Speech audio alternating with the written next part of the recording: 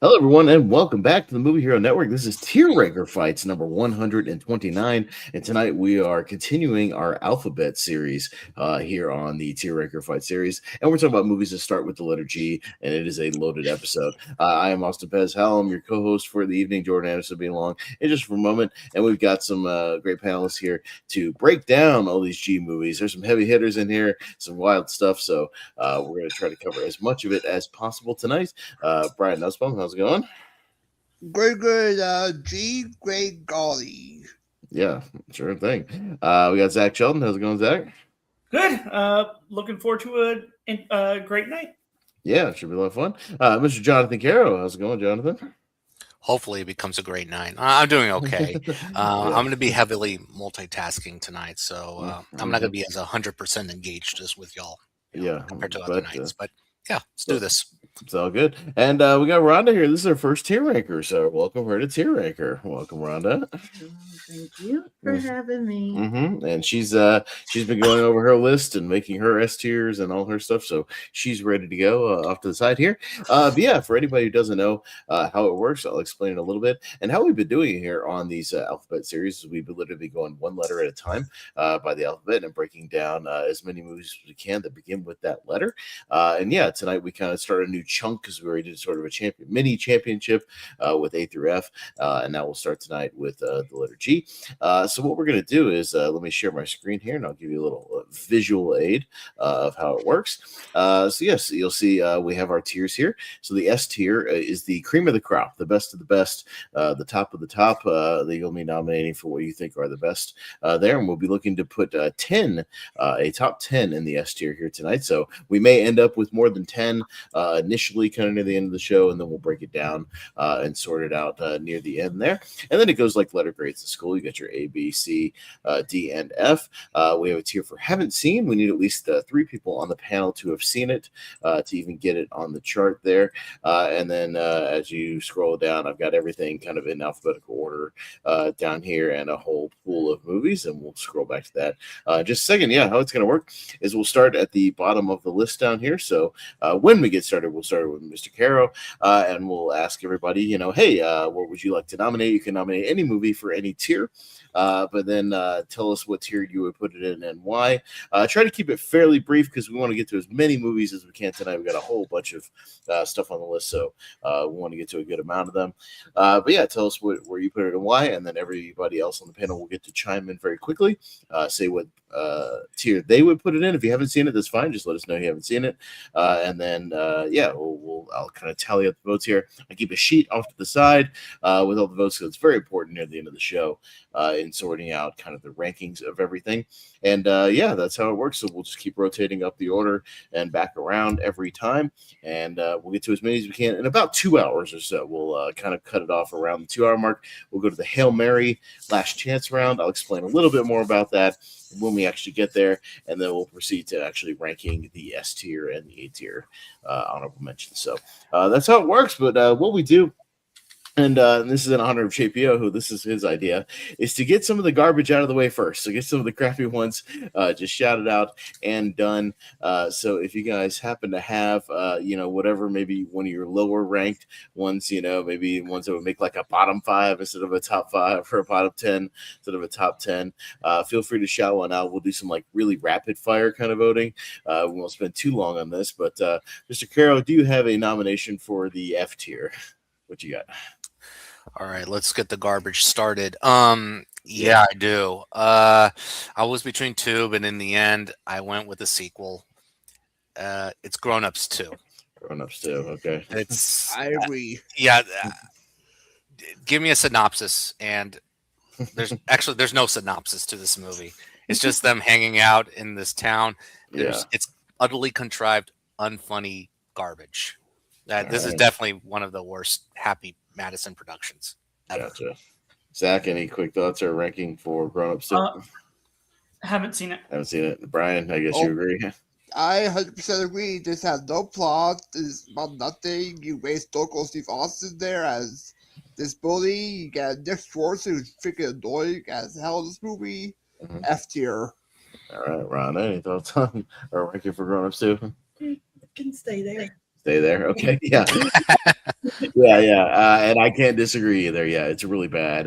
If the first one was a lazy hangout movie, this one's like a lazy hangout movie times 1,000. So yeah, it's very bad. Bad gags, bad characters. If you were to rank the first one, I would rank it like a like a D or CD. CD, yeah, I would go borderline D for CD. me for the first one. I do Because say- it has, a laid back quality that's not the worst, but it's not as egregiously bad in the comedy. Yeah, as the second one is. Yeah, I would say. Yeah. All right. At least Zach, it any made sense. nominations? Yeah, Zach, any nominations for? I do, and you Yeah. know how I'm the king of hot takes. Oh, Grumpy Old Men is my least oh, favorite jeez. because I think Anne Margaret is the best part of the movie, and I just feel like Jack Lemmon and Walter Matthau even didn't know they were there, or just kind of felt like they didn't want to be there. So that's why it's the worst for me. We'll get to me in a moment, but All right, You'll see why. Brian, where would I you put haven't it? seen the first or second Grumpy Old Men, so Okay, I haven't seen it. Rhonda, what tier would you put it on? I'm gonna put it in S. S? Oh, really? That high? Okay. I like Grumpy Old Man. I Rhonda, like you can it. stay. Oh, thank you, Jonathan. I wouldn't go that high because it's not like one I go to all the time, over and over again. But I put it in like a B tier. I think it's a solid B tier comedy. Like I think there's good stuff there, good performances. I could watch Walter Matthau and Jack Lemmon bicker all day. So I mean it's not like an all timer or anything, so I can't put it in S tier. But I'd go B. Jonathan. Okay, I have a flaw to your take. If you call it an F tier and say Anne Margaret is the best part, then why are you calling it an F tier? Okay, well, That's the thing. I mean, it's like F tier is like complete then zero. it's a low D. It's the lowest, so the lowest I have. Boom. Okay. Anyway, no, I like the movie. I think Walter Matthau and Jack Lemmon knew what they were doing, and Anne Margaret is a treasure in this movie. So I would agree with Austin. It's a B. Okay. Well, a couple of B's and an S, so we'll move it up to a B. I think that'll get saved in the B tier for now. So Brian, what do you got? Well, we got one side. Let's go to the other side. So going overboard for F tier. Yes, this is the worst movie of Sal's career. Had no plot, just a boat, no good humor, very dull. F tier. All right, Rhonda, you seen it? What is Going overboard? I No, okay. You're better off. Trust me. This movie is unwatchable. It's unwatchable trash. I literally the last time I even attempted to make it the whole way through, I made it like 30 minutes and I tapped out. It's god awful, badly filmed, badly edited, badly acted, badly scripted. It's atrocious. Yeah, this may be the worst movie on the list. Honestly, Going overboard. Yeah, F. Jonathan. So I saw 2 movies for this, and I watched this one. It is the worst one on the list. It's worse than Grown Ups 2. Yeah. I got nothing positive to say about it. I think it's an utterly waste of time, utterly waste of money. It's awful. Yeah, it's unwatchable. It's bad. Garbage. Zach, have you seen it? I have not seen it. Okay, but you're better off. Good for you. You didn't waste your time on this one. bad? It's that bad. It's literally like I had to turn it off, and I don't turn off movies, me. So yeah, no. It's tumbleweeds. Yeah, it's just it's counting. Yeah, if you want to fall asleep, just watch it, or you'll just be annoyed. You'll do. I almost did. Yeah. Rhonda, what do you got for F tier? Well, I got a question. Yeah.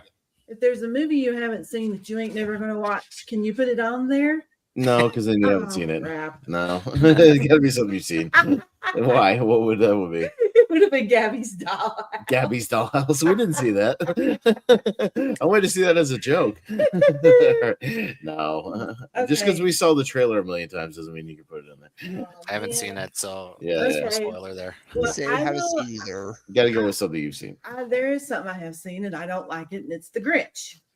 Oh, the animated Grinch. Yeah. Okay, I did add that in there. Okay, fair enough. The Benedict Interesting. Cumberbatch one. Okay. Okay. I'm not a fan of that. So. Yeah. Okay. I'd go like D tier. I just think it's boring. It's just kind of boring. I don't think it's like the worst thing ever, but I also think it's just kind of useless. It just doesn't need to be there. So I'd go like a D tier. Jonathan, have you seen it? I've seen it. I think it's a C. I think Benedict Cumberbatch does what he can with the voice of the Grinch.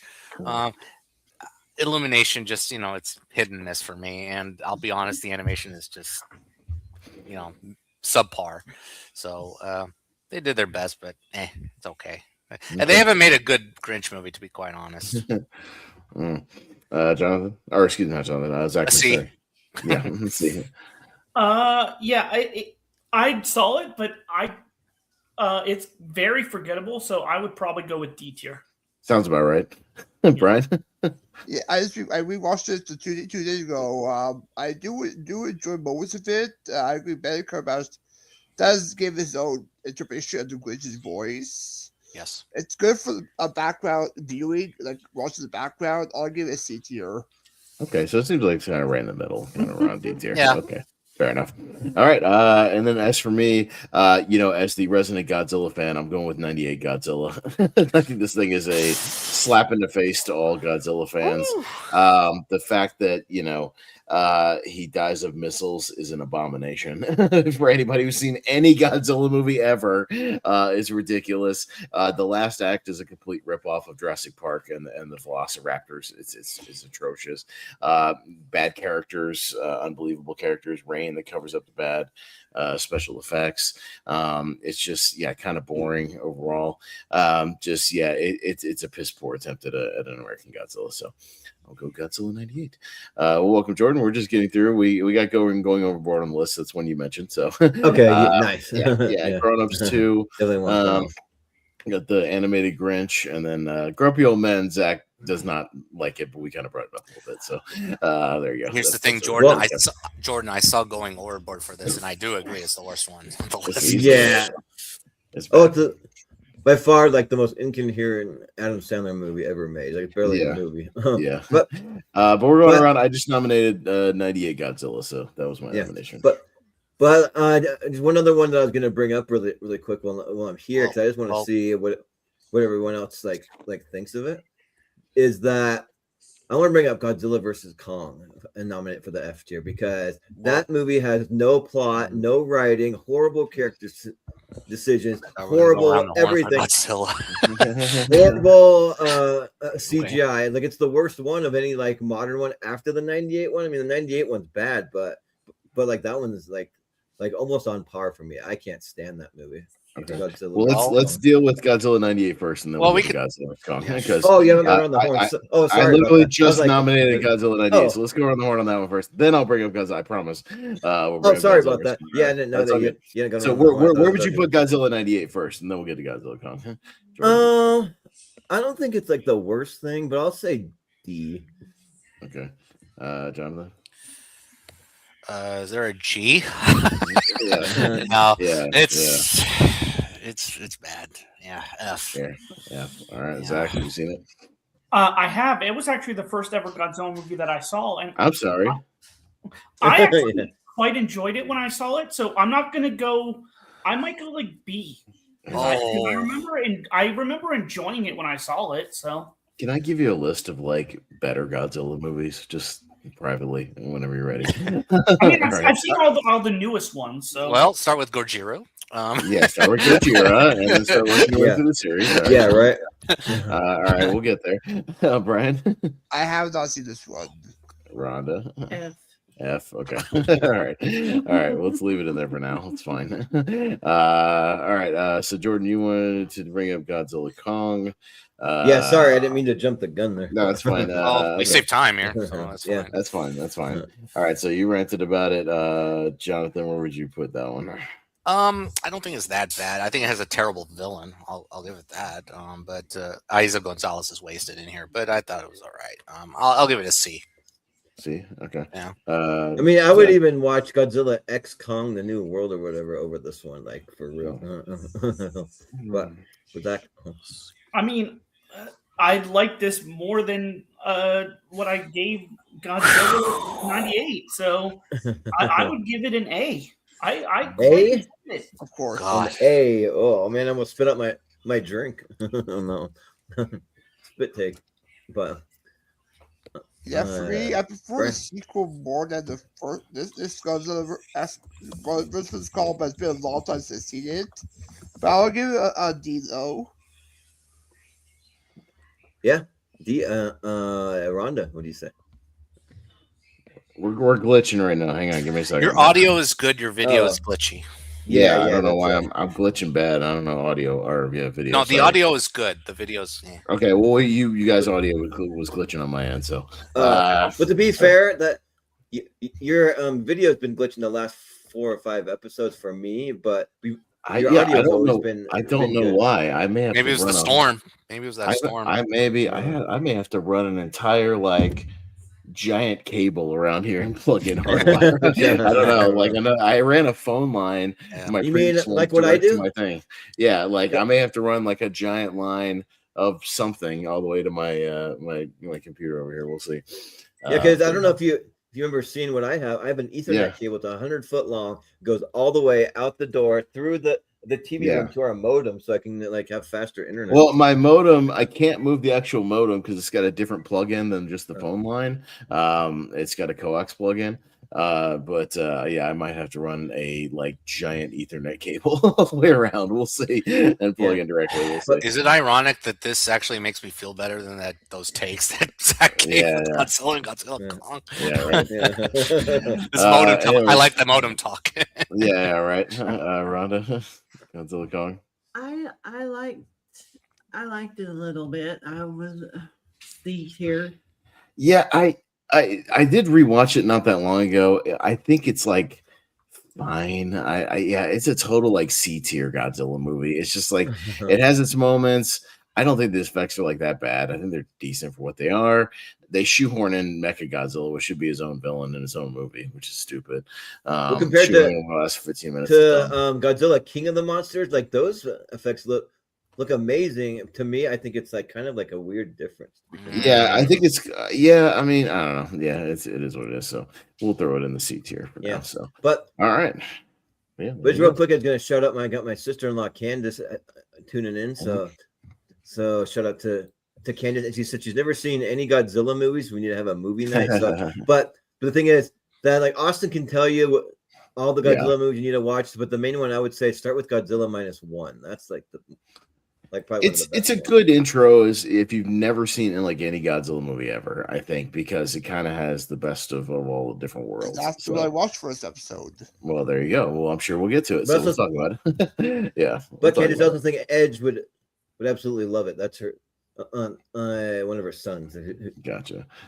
Who'd be into that? Yeah. Well, all right. I've already ran down kind of all the rules and regulations, everything. Everybody's a veteran tier ranker here. So, Jordan, what do you say we get started on the official round? So we got the garbage round out of the way. So let's get it going because we got some heavy hitters in here tonight. So let's see where it all ends up. So, Mr. Caro, kick us off. And what's your official kind of starter here? What do you got? As far as I can remember, I always wanted to be a gangster. Yeah. Yeah, Goodfellas. Robert De Niro, Ray Liotta, Joe Pesci, Lorraine Bracco, Paul Sorvino, Martin Scorsese's masterpiece. If it's not in an S tier, then I think we should just cancel the show. No, seriously. So that is true. I praised Goodfellas enough, and yeah, it's perfect. One of those rare perfect movies. All right. Zach, what do you say about Goodfellas? Yes. So I've only seen it once, and I did remember liking it, but it's been so long since I've seen it that I need to give it a rewatch. So it's high A for me, just because I need to see it again. But I really enjoy it when I saw it. So you're gonna drive Caro to quit the show. Yeah. There we go. But I drive Caro crazy like every show that him and I are in. So. Yeah. But it's that good that like even giving it an A seems like almost a bad score. It's that good. Yeah. I thought this was gonna be the warm up, but okay. Yeah, they were gonna ease into it. Brian. I mean, careful, Zach. He had a ton of video coming to home for your shy box. Yeah. Goodfellas is S tier. It's a great, one of the best Bond movies out there. I love the cast chemistry with each other.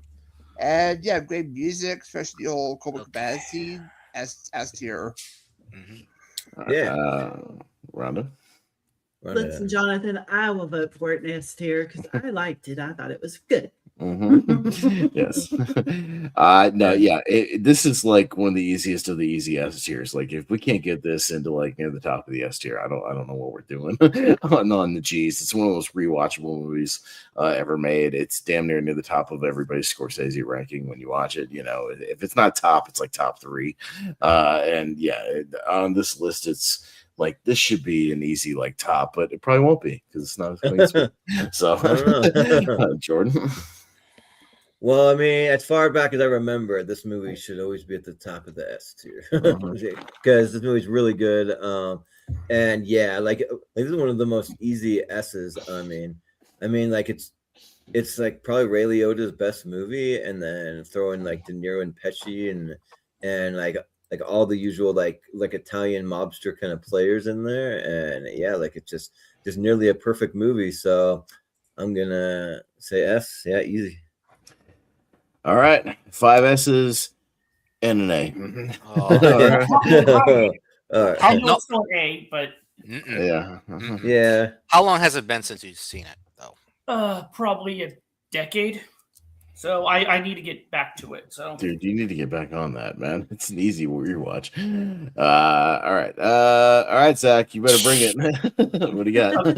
What is your S tier? Yeah, my first one is GoldenEye.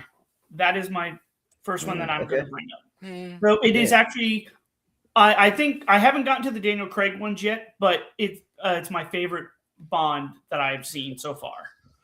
I really like the casting of Pierce Brosnan. I like the action. I like Sean Bean as the villain.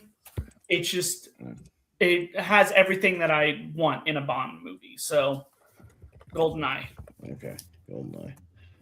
All right, Brian, we said GoldenEye. Yeah, I've never played the game more than the movie for GoldenEye, but I do enjoy GoldenEye. Not what I go back to. I had two another bottom list for S tier, but it's not it. So I'll go with a B tier. Okay. B. Ooh. All right. Ooh, yikes. Yes, this was one I was going to put in S tier. I'm going on my list.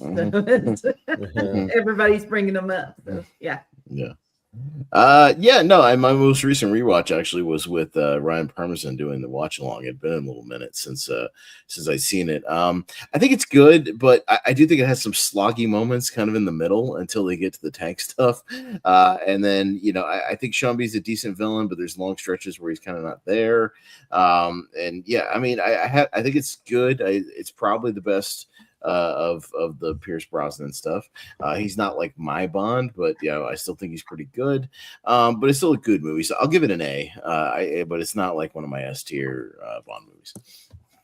Jordan? Well, for me, it absolutely is an S tier Bond movie for me. I love GoldenEye. That's one of my favorites, and I don't know what my favorite probably overall is probably Skyfall for Bond, but like some of the Sean Connery ones are really good. Goldfinger, which could get brought up here, and yeah, Dr. No. So, but GoldenEye's up there, and yeah, like for the Sean Bean villain stuff, it's like he's a villain, but I mean he clearly like he dies near the beginning, and the whole thing is what happens after that, which I don't want to spoil it if people haven't still seen it, but and yeah, and there's other villains in there. There's like Xena, like Famke Jensen's playing like an off the wall like crazy villain. Yeah, yeah, like on the top. Yeah, and then you have like just some kind of like guys that are like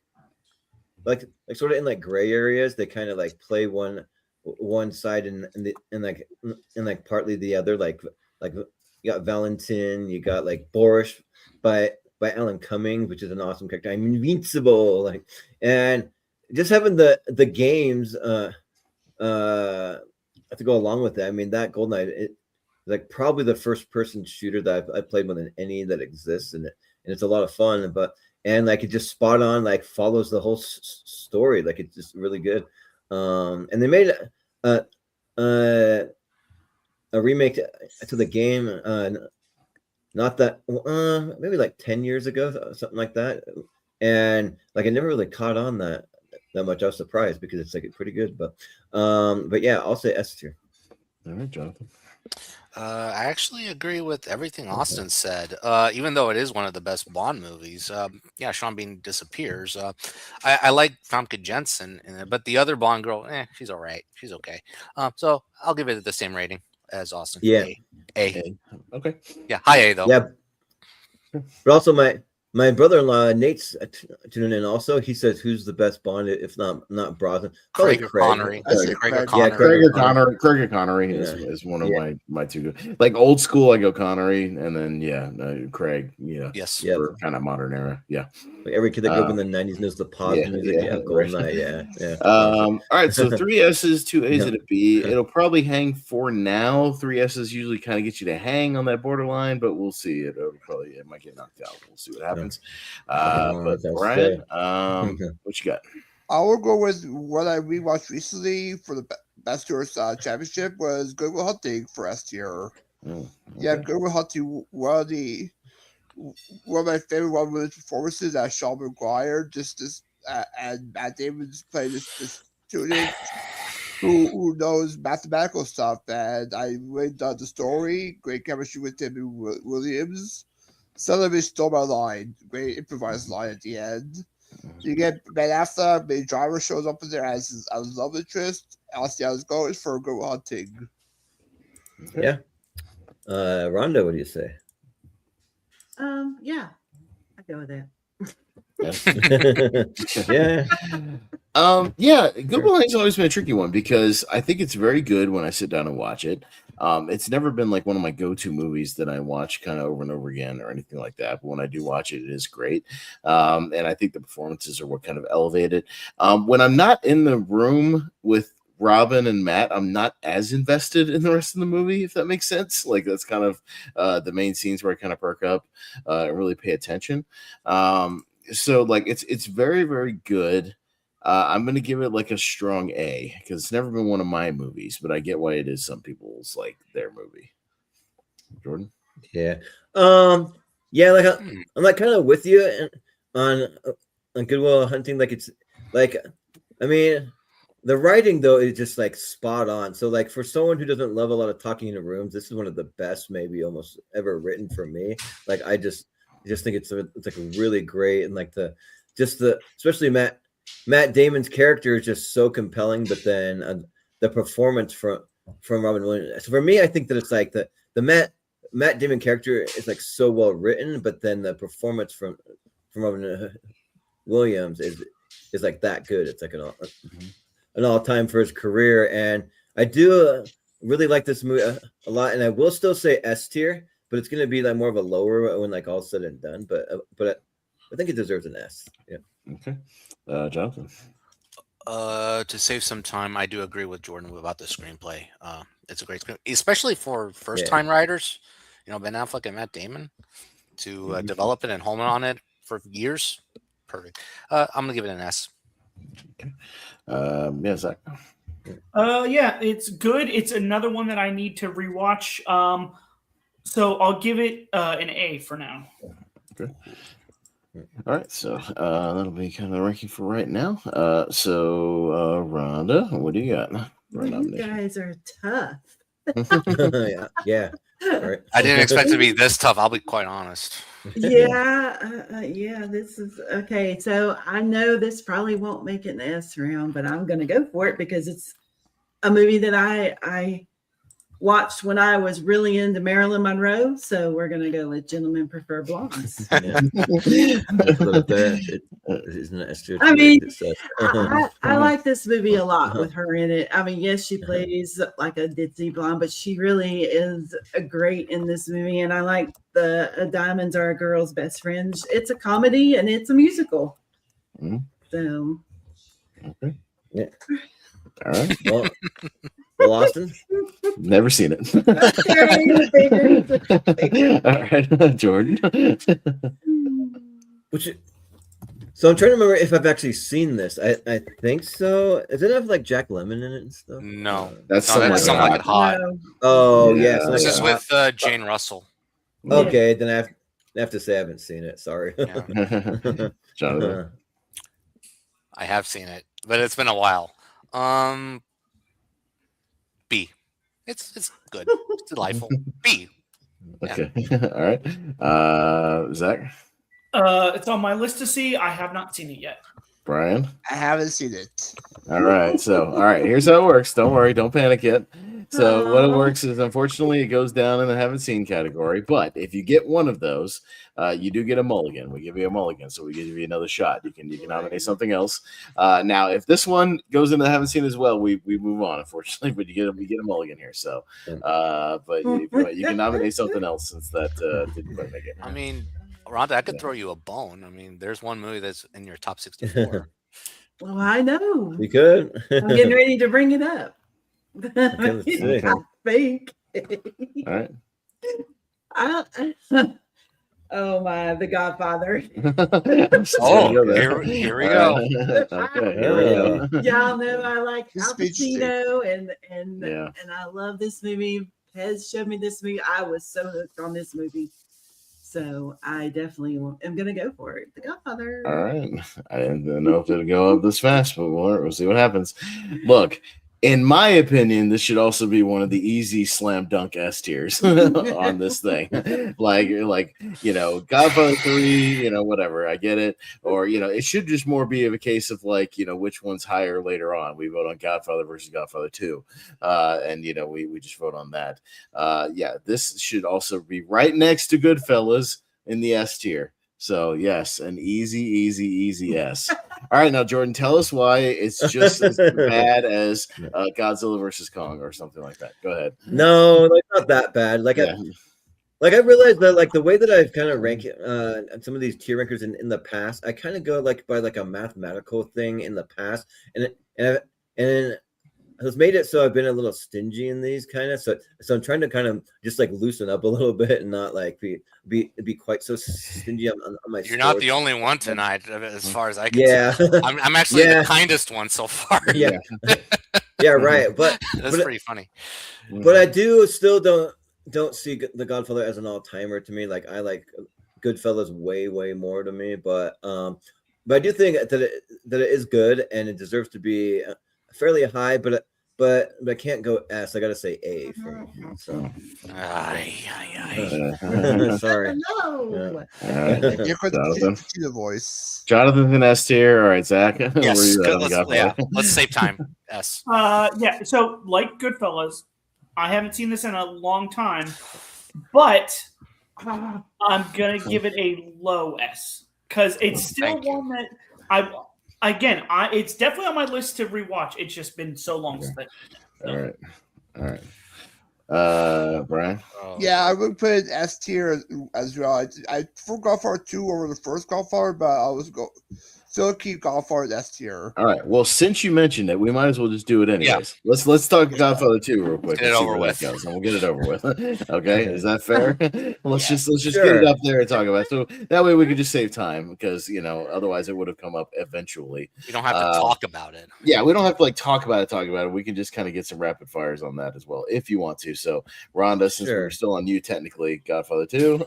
Oh yeah, definitely. S. Okay. Yeah, I would also go out S for Godfather 2. Again, if we went to the final votes, I would have Godfather slightly higher than Godfather 2, but it doesn't mean it's not an S tier. Jordan. Yeah, so The Godfather 2 I like more. I just like when Al Pacino has more of a chance to shine, and you get a little more Robert Duvall and things in there too, and Robert De Niro, but and Diane Keaton too, all of them. So and yeah, I just kind of like him because for this one, he's Al Pacino's kind of at a peak Al Pacino for me, where I love this era of Al Pacino. He's just so good. When he gets a little older, it's a little harder for me with him, but for this, he's awesome, and I do like it more. So I'll say S for part 2. Okay. S. One of the best sequels of all time. Maybe the best sequel of all time. Okay. Zach? Haven't seen. Huh? Ooh. Oh, okay. Damn, I would go with S tier. I prefer the young Neo stuff a lot. I really dug it, so I'll give it S as well. Okay, Well, so at least it's higher than 5 The and Godfather. no, kind of. Yeah, we'll put it here for now because we might have to kind of go around and vote on that. We'll see because and see where everybody splits on that. But I'll kind of leave it up there for now. So, all right. So now, Yay. so now we're gonna hurry and do Godfather Part 3. I mean, If you we want. could if we could do like a rapid fire on the third one. I can make it quick. Because I mean, I to be could. fair, I watched Godfather Part 3 for the first time for this. Really? So that was one Oh, of did my- you? Okay. Yeah, fair enough. I'm Yeah, actually I curious watched it, about yeah. your take. I'm gonna. Sure. Yeah. Let's get it out of the way. Sure, we can do that. We'll still Yeah. start with Rhonda. We'll just make it a whole Yeah. Godfather. Let's make it a whole Godfather. Yeah. I don't like that one. Oh, it's okay. Not a lot of people are like. I would put it in a B tier. B tier, yeah. I'm kind of in B tier territory as well because I don't think it's like a bad movie per se. It just has moments where it doesn't feel like a Godfather movie. The helicopter sequence doesn't feel like a Godfather movie at Yeah. all. It feels like something out of Heat or something. It looked like an Arnold movie. Yeah, it's like some goofy action movie thing. I do like the re-edit. I like starting with the Vatican stuff and then kind of gradually working your way into that. I still think Pacino's giving a great performance. There's a reason he was nominated. I don't necessarily buy him and like Diane Keaton getting back together. I just don't know if that totally works. But I think there's good set pieces and there's still like a great cast and there's things about it that still work. I just don't think it works quite as good as the other one. So I do like B tier. Jordan. Yeah. Yeah, you know what? Like I didn't think that it was really that bad. Like some people say it's like one of the worst movies. No, like, it's not. No. It's not. No. Not even No. close. They need to see No. more movies. Yeah, right. Yeah, but there's a kind of like an interesting storyline. They're getting in with like the Pope and stuff, and they're like forming like an Vatican. alliance or like Yeah. or like getting some like property out there or something like that.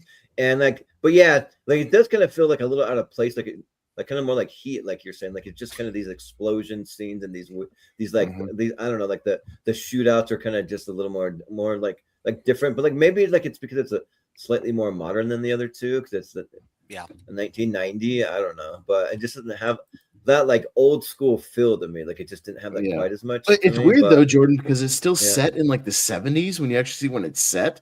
And it's weird. It is, yeah. Because if you remember, weird. the original one is set in the 40s. This one's set Part in 2 the is 70s. 50s, I think. But it has like a 90s aesthetic to it. It's a little weird. Especially the Andy Garcia character. Feels like a 90s character. It's weird. Yeah, right. So which character? Which character? Andy Garcia, his character. Oh, I thought you were gonna bring up the Bridget Fonda character. That feels like a 90s character. Yeah. But also go with you. I'll say B. Yeah. Okay. Jonathan. Yeah, I think the first half is okay. It's fine. It didn't feel like a Godfather movie until that explosion. When they get to Italy, it gets interesting. When he confesses his sins to one of the cardinals, that's a great scene. And then the Cavalleria Rusticana sequence, that felt like the Godfather to me. That was great, and it is powerful, and it is. Well, Zach, you want to cover your ears? It is kind of heartbreaking. So there is a major spoiler. There is a major one. But no, it is a heartbreaking one, and Pacino does give it his all. Yeah, it's not up to the level of the first two, but yeah. I'll give it a B as well. Okay. Zach, have you seen? I mean, if I haven't seen the second one, but to be fair, Rhonda saw the third one first. She when we first started going out, I was watching the third one for Wheel of Movies, and then she like came in and sat in on it, and she had never seen one or two, so she had no context whatsoever for anything. I mean, she did like Al Pacino; she had no context for nothing. Wow. I've only seen the first one, so. But I do recommend don't do that. Yeah, watch them in the order. Listen, don't do that. I tend to do that. Sure. I mean, you could do that with like a Friday the 13th movie or something like that, but don't do it with this. Yeah. But Brian? Yeah. Yeah, so I've seen the third one last month for the first time. I do enjoy it. I'll probably put an A tier for me. Okay. All right, interesting. But it'll be kind of a B tier. So, before we move on, Jordan, did you watch the coda or the theatrical cut? I just watched the theatrical cut, so like I don't know if the coda is any better, but the coda is different. It's a little different. It opens with the Vatican meeting, and there's some different editing, a little different editing and music cues. It's not that different. It's not like radically different. But is it better though? Like, is there one that's preferred over the other? I think it's kind of split. I don't think there's like super hardcore one way or another when I see the discourse online. Let me put it to you this way: I would still give it the same rating. I'd give it the same rating. Okay. Yeah, it doesn't like drastic. It's not like a Kingdom of Heaven situation or anything like that, where it's like a drastic improvement or anything like that. Oh yeah, yeah, no, nothing like that. Or like a All Batman right. v Superman. That's Batman Superman, things like that, where the director's cut like vastly improves it or something. Yeah. Not really. All right, so Ron got our Godfathers out of the way, so we got that done. All right, so as far as me, I mean, you guys know I'm gonna at least bring up something Godzilla. I was talking about which one to bring up, but yeah, I mean, it's already kind of been alluded to. I'll go with the one that I think became kind of a phenomenon, and I think converted some new Godzilla fans. So let's throw up Godzilla -1 and see what you guys think. Because I think not only was it my number one of 2023. I mean, I went back and forth between that and Oppenheimer, to be fair. So I mean, it was close, and they kind of go hand in hand. You can watch them back to back, and it's kind of the consequences of atomic testing and things like that. But yeah, I just think it not only has a good human story to it. I love the setting of kind of the post-war, bombed out setting of Japan. And the actual look of Godzilla is incredible. I mean, there's a reason they won the special effect Oscar for this one. What they did with that budget is incredible. He looks great. Everything that he does in that movie is impactful, and it works. And it just, it has a weight to it that I think it really, really works. So I think it's a great blend of everything. You get the Godzilla action that's really, really good when it hits, but the good human story as well. I really like just hanging out with these characters. I could even watch a movie just those guys hanging out on the boat, doing the mining stuff. It's great. They have a great chemistry. So, I mean, I think it's been one that even non-Godzilla fans have gravitated to and realized it's a great movie. So, let's see where you guys stand on. Let's go Godzilla -1. Jordan? Yeah. Now I'm curious. Like, do you like the black and white one version at all? They came out with. I saw it in theaters. So, funny enough, I saw the original one 4 times in theaters, because of course I did, and then I went back and watched the Godzilla minus color version. I prefer the color version only because I think the colors pop so well. I love the blues, like on his tail and stuff like that, and some of the color schemes of the movie so well that I think that while the setting works, for the black and white cut, I missed that color scheme to the movie. So I missed that when you take that out of it. So I actually prefer the color version, me personally. Yeah. But I think I'm the same way. So I guess since it's my turn, this is the easy ass. Yeah. Godzilla -1 rules. So I saw it twice in theaters.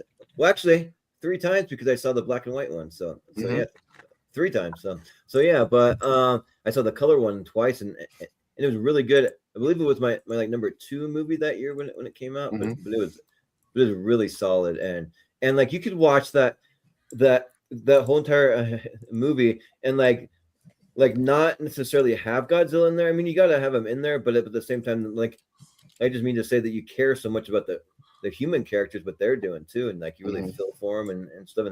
And the main character, I think his name is the Koichi or something, but it's just really, really compelling, and Godzilla looks awesome, and like there's that like the scene where they really show like his real power, but then they give it time to kind of show like the after effects of that, because he shoots it, his like breath, he charges up and you see all the things popping out in the blue color, and he shoots it through the city, and you see the girl kind of hiding out like on the side, and like you see how the individual characters kind of deal with it and stuff, versus just like it's a bunch of like some big city and it's mass chaos, everyone's running everywhere. You have some of that, but you really get to know more of the characters, and I think that really helps a lot. And so I'm excited for the sequel. So so I'll say S tier for the Oscar winning Godzilla -1. It won an Oscar. So hell yeah, Godzilla's an Oscar winning franchise now. So there you go. Yep. All right. But Jonathan. Yeah, I've only seen it 1 time that year, obviously, and it's definitely the best one.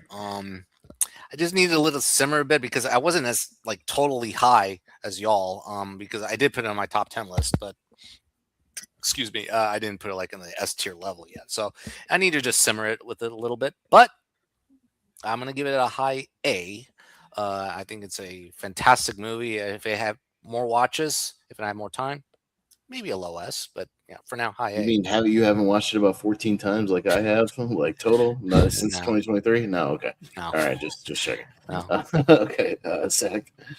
Yeah, this is actually a high S for me. This was actually my favorite movie of 2023. There's so many aspects I liked.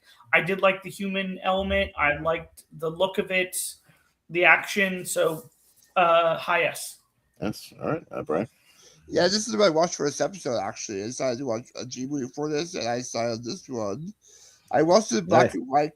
I didn't have the color. I didn't see the color one yet, but I saw black and white. What I did enjoy the technicality of it. The story I did enjoy. I will give it a low S for me.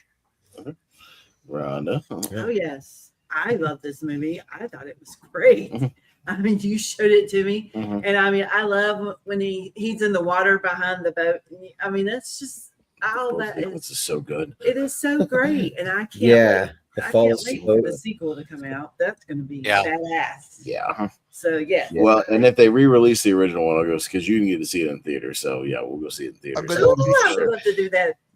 Was that? Yeah, no, I'm saying they will probably do a re-release of before the other one, so that'll be cool. The other one, I imagine they will. They probably will. Yeah. Well, I think November for Japan. I think we'll get it in December. I think so. Is what the. But yeah, it's definitely S tier movie. Okay. I'm going. All right. It's next to The Godfather Part 2. Actually, it's sandwiched between The Godfathers. Yeah, it's kind of around there. Yeah, we'll sort it out later. But yeah, all right, we'll keep it up there for right now. All right. So that was mine. Jordan, what you got? Let's see. I think gotta find mine. That like I want to bring up one that like I don't know if a lot of people have seen, and that's why I want to bring it up because I might get it. I haven't seen for most people, and then I can pick another one. but because the one that I watched for this, and holy like shit, like I was like just like blown away. I thought that the movie was not only like super fun, but like really scary. So it's a horror movie. But I'm gonna nominate the and I'm not quite sure how to pronounce it, but the Gonjiam Haunted Asylum. Gonjiam Haunted Asylum, yeah. All right, nice. Yeah, right, nice. But that movie was like so much fun, like so good. Like the characters are like characters you actually really care about. Like you really like watching them. They're like having fun. They're like getting along. They're cracking jokes, and they're like giving each other a hard time, and like they really want to be there for each other. But they want to do this thing to like find a new career and like make a better way for themselves to a better life and like make some money off it. So they go to this haunted asylum, and it's one that like people have investigated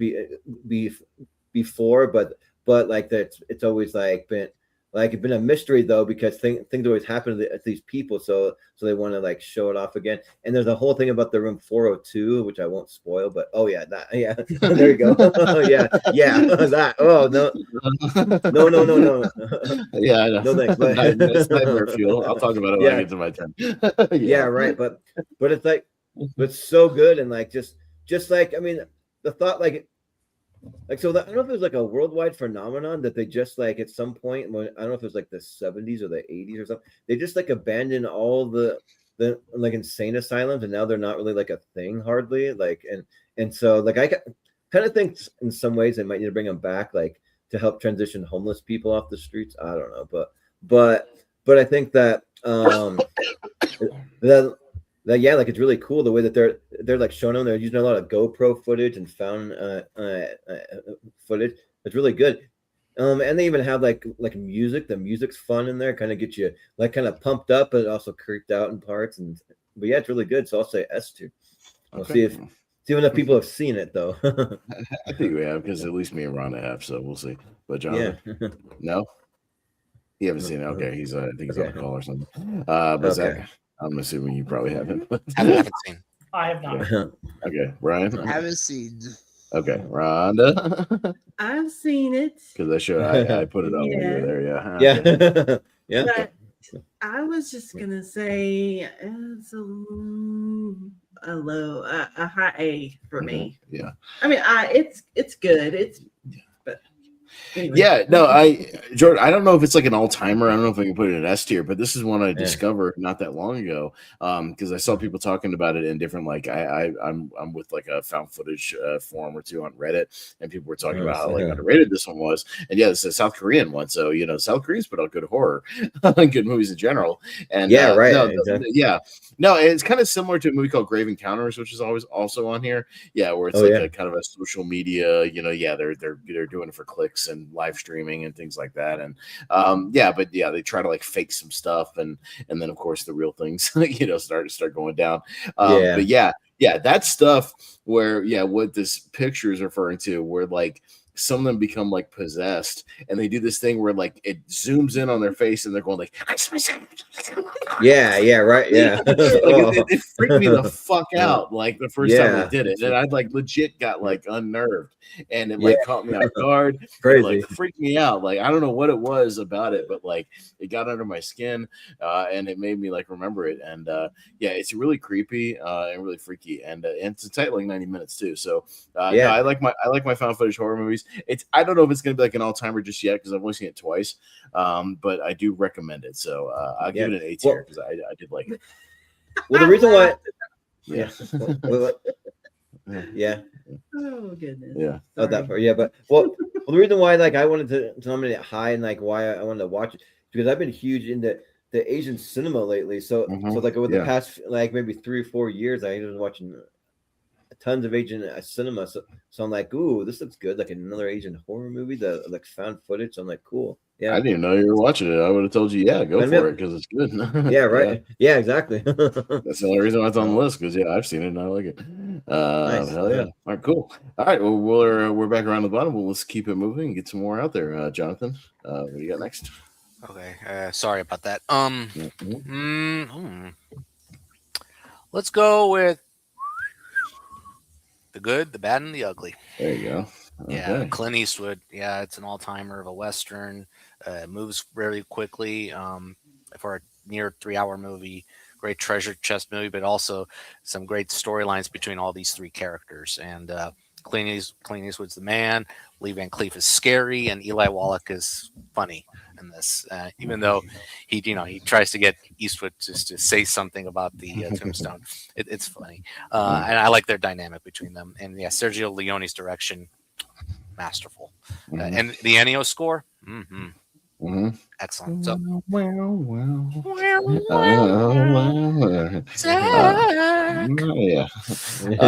is that Good, Bad, and the Ugly? You stole one of the ones I was going to bring up, Jonathan. Well, there you go.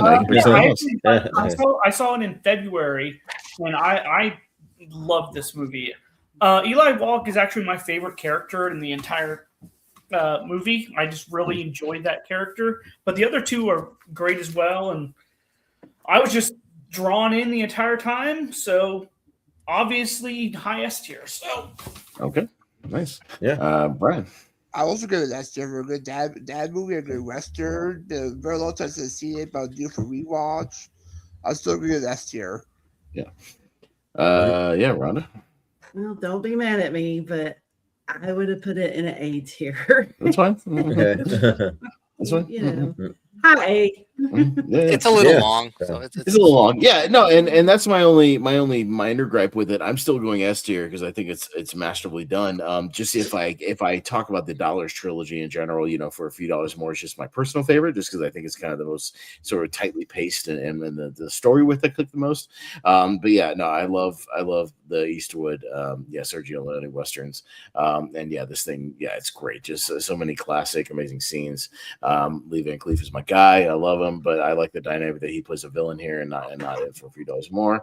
But Eastwood's chemistry with Eli Wallach is dynamic. It's great.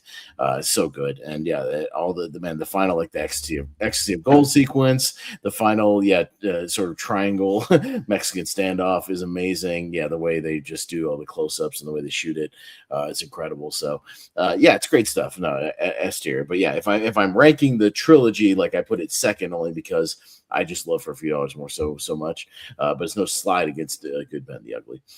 Still an S tier. Jordan? Yeah. So this one's really close for me because I do really like it, but it kind of hovers around the like S to an A for me. And I think that like probably what puts it slightly over the top, because I'm gonna say S, but it's just that the way that's shot, I think, is like really awesome, and the score is just like phenomenal, especially even like the music box stuff and all that. It's just really good. And yeah, but it does get a little long and kind of drawn out and kind of just like, I don't know, like just like there's a lot of parts of it. I'm like, all right, can we just get to it? Come on. But I mean, but besides that though, like I think it's good. So I'll still say S. Yeah, the only sequence I think I wish they would shorten a tad is the bridge like Civil War sequence near the end. Just because I wish they would kind of just get to this, because they're so close to the cemetery. I wish they would just kind of get there. It's right there. I'm just like, all right, let's get to the cemetery stuff. Cemetery stuff is great. Okay, maybe the tiniest nitpick would be that it's the nun, the convent. Yeah, kind of. It's just like it's some of that stuff in the third act. That's all. It's just a slight nitpick, but yeah, it's just the pacing. That's all. But hey, it was a '60s movie. What are you gonna do? So, it's Leone. Yeah, it's Leone. He likes to indulge. Mm-hmm. Yeah, I will say though, this might be the most like movies we've ever had on like for the Alphabet series, because like I'll just tell you, like I spent like a day and a half trying to remember to rank all these, and I'm still going through. So if you see me like looking at my phone, there's still some I haven't even ranked yet that I'm trying to hurry and like do last minute. So if you see me staring at my phone, that's why. I think we had slightly more actually for like, I forget which one, like E or something. We had like over 200 for one of them. I can't remember which one. Yeah, D or something. Oh, yeah, whatever it was. Yeah, we've got a lot for each one of these, but all right. Like 80% rank. Get ready for H. No, S. S. Yeah, that might. Some of these might have to be a two-parter. But Zach, what do you got next? Okay, I'm going to go to a movie that I saw for the first time in January, and it hooked me from start to finish, and that is The Game. The Game, okay. Yeah. It had a lot of thrills and intensity. I didn't know what was coming the entire time, but I was hooked from start to finish, so The Game. Okay. The Game. Brian, what do you say about The Game? Yeah, I do enjoy the theme song for the Game, but I haven't seen the movie, so I haven't seen it. Okay. All right, Rana. That was one I had on my S tier, was The Game. Yeah. Okay. It's a good movie. Yeah. No, this is actually on my short list of S tiers. I love The Game. And it's always one that I've like recommended to people for the longest time when I just had the DVD before it finally came out on the Criterion Blu-ray. It's one that like and I'm glad they finally remastered it, because I just had the old DVD for forever. But yeah, it's really underrated Fincher, and I really love the twists and turns of it. Michael Douglas kind of doing a spin on his sort of Wall Street sort of character. But yeah, I love the way it plays with you. Yeah, what's real, what isn't, literally right up to the final scenes. I think it's great suspense. I've always loved this movie and thought it was kind of the just the one that nobody talks about, like sandwiched in between Fight Club and Seven, kind of sandwiched in there, that people kind of forget exists, and it's great. So it's not like my tippy top of Fincher. That would be like Social Network, something like that. But The Game is up there in my top 3 or 4 Finchers. So no, I love it. Esther, Jordan. But yeah, like Zach, how do you know the artist that I use for the promo for the show on Instagram? I use The Game. This is how we do. But the like rapper with like 50 Cent and that. But anyways, no, for the movie, this movie's awesome. Yeah, this is an S tier for me. Like I love The Game. I think it's really good. I think that like Michael Douglas is just so good, just being wrapped up in this crazy like twisted game where like he's like kind of almost fighting for like survival at like one point, and like just like he's gonna lose everything that he owns, all his money, all his home, and like lose all this stuff, and then throwing Sean Penn in there, which lately like I kind of like after finding out more things about Sean Penn, I kind of have like a different kind of like thoughts about it. And but not really bad. Like he's just kind of like an elusive, do whatever he wants, whatever he feels like, whenever he wants kind of guy. Didn't show up to the Oscars, and he's like in Ukraine, and he gave his freaking Oscar to Zelensky and stuff, and like just like he's been around to help out a lot of disasters though. So at least maybe he just knows that that's more important, you know. But yeah, but the movie's awesome, and yeah, so I'll say S tier. All right, John. There may be another Fincher coming, but the game is really, really good. I really enjoy it. Yeah, I kept with it. I get a little nervous for Michael Douglas's character in the end. I don't love the ending, and I'll leave it at that. I think there's a major flaw with that ending. Yeah, so I'm gonna say a high A though. Yeah, but Nate in the comment section he said that there's no way that the game should be up there. Well, I mean, I think that there's a scenario it could be. I don't know. Like, why not? Yeah. We have a lot of randomness sometimes in this because it's all subjective. Yeah. It's all subjective. And that's what I put in the comment. Yeah. That movies are subjective, brother. All right. It is what it is. Maybe it's not yours. It is ours. So I have it on my list from this list. I go by with tier rankers the list of movies that are available for this one, and it's in my S tier of these movies. So, but I do, agree. It doesn't necessarily mean I'm going to rank it later. If we rank the S tier, I would put the game above The Godfather or The Good, Bad, and the Ugly. It doesn't mean that when we actually rank it, but it could make the final S tier. You know, it might. We'll see. Yeah, but yeah, and also too, like having Godzilla -1. I mean, I don't think that's too bold of a move. Because if it's the best Godzilla movie out there, then yeah, it deserves to be up there, I think. Yeah. So, and if it was at the top of a lot of people's list that year. So right. But yeah. So all right, Zach had the game. So 4 S's and an A, so it's still hanging on for it now. But yeah, so we'll go to Brian. Yeah, I'll go with maybe it's not done for this episode. Ghostbusters, the original one for S tier. Yeah, man, what a crazy hot take, Brian. Jeez. I mean, it's a great horror comedy, great use of practical effects. Love the dynamic between the 4 leads. Rick Moranis is great as Louis Tully. I do enjoy Sigourney as Dana. Zoo. I'll go with S tier for Ghostbusters. All right. Yep. Yeah. Rana? That's good. Yes. Definitely Ghostbusters is an S tier movie. I really enjoy that movie a lot, and it's in my top 64. So there you go. Mm-hmm. Yeah. Oh yeah. No, I mean, one of the most rewatchable comedies, horror comedies ever made. Yeah. I mean, just endlessly quotable, amazing chemistry between the characters. Yeah. I mean, it's not a hot take to say this at S tier for this list. Where everybody ranks on the rest of the Ghostbusters movies, is all over the place. But yeah, this movie's a classic, and yeah, it's just one great scene after another. So easy S tier. You guys are making it easier for me to nominate other stuff. So yeah, thanks. Yeah, Jordan. Yeah, and for this, I'm actually happy because I pulled out one of my old Ghostbusters shirts that I can now fit into because I've lost weight. I lost about like 55 pounds. So because when I bought it, they didn't have my size, but I'm like, I really like this shirt, so I want it anyway. I just bought one size down and like just like someday, yeah.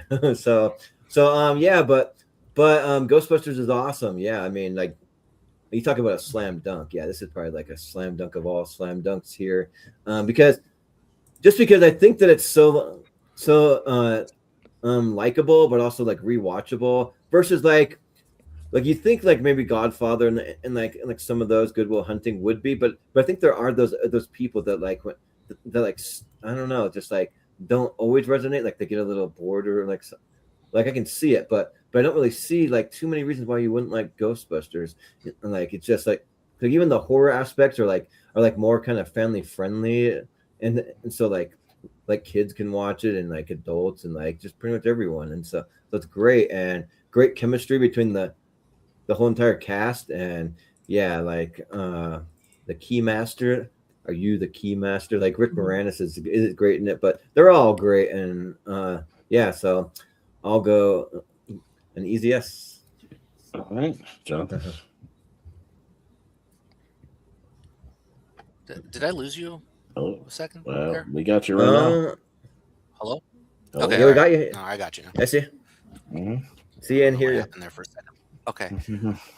Oh man, the 2016 version I think is better. No, of course I love this original one. Come on, All right, I love the nice original having movie. you. No, I love the original movie. Yeah, it's just an enjoyable ride. The horror comedy it moves at a very great pace for me. I have fun with these characters. I laugh out loud at certain moments. Now, if you watch it with your kids, I think you may have to explain a few scenes to them. I'll just say that. Yeah, you may. Bill Murray, Dan Aykroyd, Harold Ramis. Harold Ramis is great. And then we had Ernie Hudson coming into the picture later. Sigourney Weaver, great, and William Atherton. Yeah, I love it. I watch it either every Halloween season or biannually. But yeah, I was gonna say high A, but no, S. Okay. Yeah. Zach. Yeah.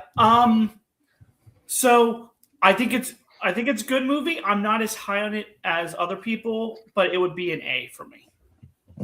Okay. I've yet to have a 6 for 6 clean sweep yet. Interesting. Yeah. Yet. All right. I'm still We are right though. Goodfellas, by the way. The Goodfellas. Yeah. Thing, though, Yeah. You're right. There may be some scenes that might confuse kids a little bit. Like, mommy, why does this man have no dick? Or like, what? No, I was talking about another scene involving a ghost and Dan Aykroyd. Yeah. Okay, yeah. That scene. Mommy, what is that ghost doing to Dan Aykroyd? Yeah. Well, honey. Yeah. Well, he needs to change his. He soiled himself while he was sleeping. He needs to change his pants. You know. Yeah. Right. He's helping him out, being very helpful. Why is she dressed up like that? Yeah. All right. Just so watch Slimer, son. yeah. Rhonda, what's your next one? Okay, so I'm not sure how y'all are gonna feel about this one either, but be confident, be bold. I am. Yeah, like mine when I picked the stand by your S tiers. I am stand by my S tiers. Yeah. This is a animal attack movie. You have my attention. Okay. where man is prey. So I am going with The Ghost in the Darkness. Ghost in the Darkness. Okay. Oh, okay. Yeah. All right. This is Val Kilmer and Michael Douglas. They're in Africa. The construction workers are being attacked by lions, and they go and they hunt the lions. But I think it's a great movie. So okay. That's where I put it. All right. Yeah. No. No. It's been a minute since I watched The Ghost in the Darkness. It's been a while since I rewatched it. It's my guy Stephen Hopkins who did Predator 2, so I need to go back and watch it because I do think he's a solid director. It's just probably been like 15 years since I've seen it. I'm due for a rewatch. I do remember having some good scenes of tension, the score being okay, and I remember, it being decent for what it was. I just haven't seen it forever, so I can't really go above like a B on this list just because I need to refamiliarize myself. But I remember it being entertaining. So go with that. Yeah. So I haven't seen it, but if I would have had like maybe like another like day or two that it was high my watch list because I ranked some ones I wanted to watch, but I just didn't quite have enough time to get to it. Yeah. Because the premise sounds awesome. Another Michael Douglas and Val Kilmer is awesome, and Tom Wilkinson. So yeah. Joe. Sorry, Rhonda. I don't love this movie. Okay. Yeah, the thing is that the lion stuff it takes a long while to get to the lion stuff. I'll be quite honest. Yeah. And, the first 45 minutes is kind of a slog. Kilmer does give a good performance, yeah, and then Douglas shows up pretty late. I actually was kind of amazed at how late she shows up. He looks kind of off at times. The lion attack scenes are good, even though there are a couple of moments where I feel like the lion scenes are so up close that I feel like I was getting attacked. And I do love the score, by the way. Overall, I think it's just a middle of the road animal attack movie. I think that it could have been grittier, but and it could have been shorter. I think it was a little too long for me. So I wish there was like a B- C+ tier. I wish there was that, but in the end, I'll go C. Okay. Zach, see Ghost in the Darkness. Rhonda, you have my vote. So I actually saw it last year, and I thought it was great. So I thought it was intense and thrilling, and I liked both of the main. I liked Michael Douglas and Val Kilmer, and I liked their chemistry. So it would have gotten an S from me. Wow. Okay. Next to Goodfellas. All right. All right, Brad. Have a seat. Yeah. Okay. All right. S, B, and a C, but that'll hold up in an A tier at least. So there you go. Yeah. Wait, something there. Hang on. Okay. Actually, maybe even higher than Gun Jim because it has 2. But okay. Yeah. We'll go to me. Well, you know what? Let's stick in the horror comedy route and go with one of my favorite horror comedies of all time, Gremlins 2, The New Batch, which I think is just one of the most purely entertaining, anarchy-filled movies of all time. I think it's superior to the original, just because Joe Dante had complete creative freedom to just go absolutely bonkers with this movie. He crams in so many jokes and visual gags. There's stuff that you don't even pick up till a second, third, and fourth viewing. Just little things in the background or movie references you might not understand till later that you finally get. A stat cast of character actors. I think the Daniel Climb character is so much fun. In this movie, he's great. Christopher Lee popping up, he's fun. But yeah, I mean, just the practical effects. Man, when you see the stuff at the end where there's just hundreds of practical gremlins running around, and the creativity of the different ones they have, with the different lab experiments, and a spider one, and a gargoyle, and the vegetable one, and the smart gremlin. You got Leonard Maltin reviewing the old movie. What's not like about this movie? This movie is insane, and I kind of love every second of it. So, it's one of my favorites of all time. We'll go Gremlins 2. Jordan. Yeah, Gremlins 2 is awesome, and I had rewatched it maybe 3 years ago, and I hadn't seen it since I was a kid, and I was like, man, why have I not watched this movie more? I was sleeping on this movie. It's so good, and just joke, but it actually worked. There's some movies where the jokes like that work, and this one, it's just one of them, and it just works, and you see so many just crazy gags. You watch it 2, 3, 4 times, and you still catch new things that you forgot were in it the first time that you saw it. You see them doing some shadow puppets and stuff, and they're even doing a naughty one in there, but and then you see the smart one, you see a prostitute one, you see an electric one, the one that's doing the phone system and listening to all the phones and all that stuff, and interfering, and just you see a musical almost. They're doing a New York kind of thing, and there's just so many, it just goes on and on and on, and it's cool. Then you still have Gizmo in there that's still just around. He may not be as much the centerpiece for this one, but I mean, still Gizmo gets to be Rambo. He has a Rambo montage. It's great. Oh yeah, that's right. Yeah, I freaking want to find a Gizmo Rambo shirt. That'd be cool. Yeah, So, but this is an easy S tier. So yes. All right, Jonathan. Okay. Awesome. Great timing. So I did see it for the first time, recently. I think for 1990, because I was being begged. It's Jonathan, please watch this damn movie already. What are you doing? So, but what you said though is why I'm giving it a high B, because I need to watch it more. I've only seen it the one time, and then I had to catch more and more references, and as a result, I was having a blast. But there are moments where I was like, okay, what's going on here? What's going on here? It's so much in my face. So probably if I were to rewatch 2 or 3 times, then probably a high A. But right now for a high B, it is a fun time, and I was missing out on that scene. Zach. So I was not a fan of the first one, and it was actually because of you, Pez, that I did watch this last year. I'm not going as high as you guys. I'm gonna give it a B just because I've only seen it the one time, but I liked it a lot more, and it had the uniqueness and creativity that I was wanting. So right now it's a B.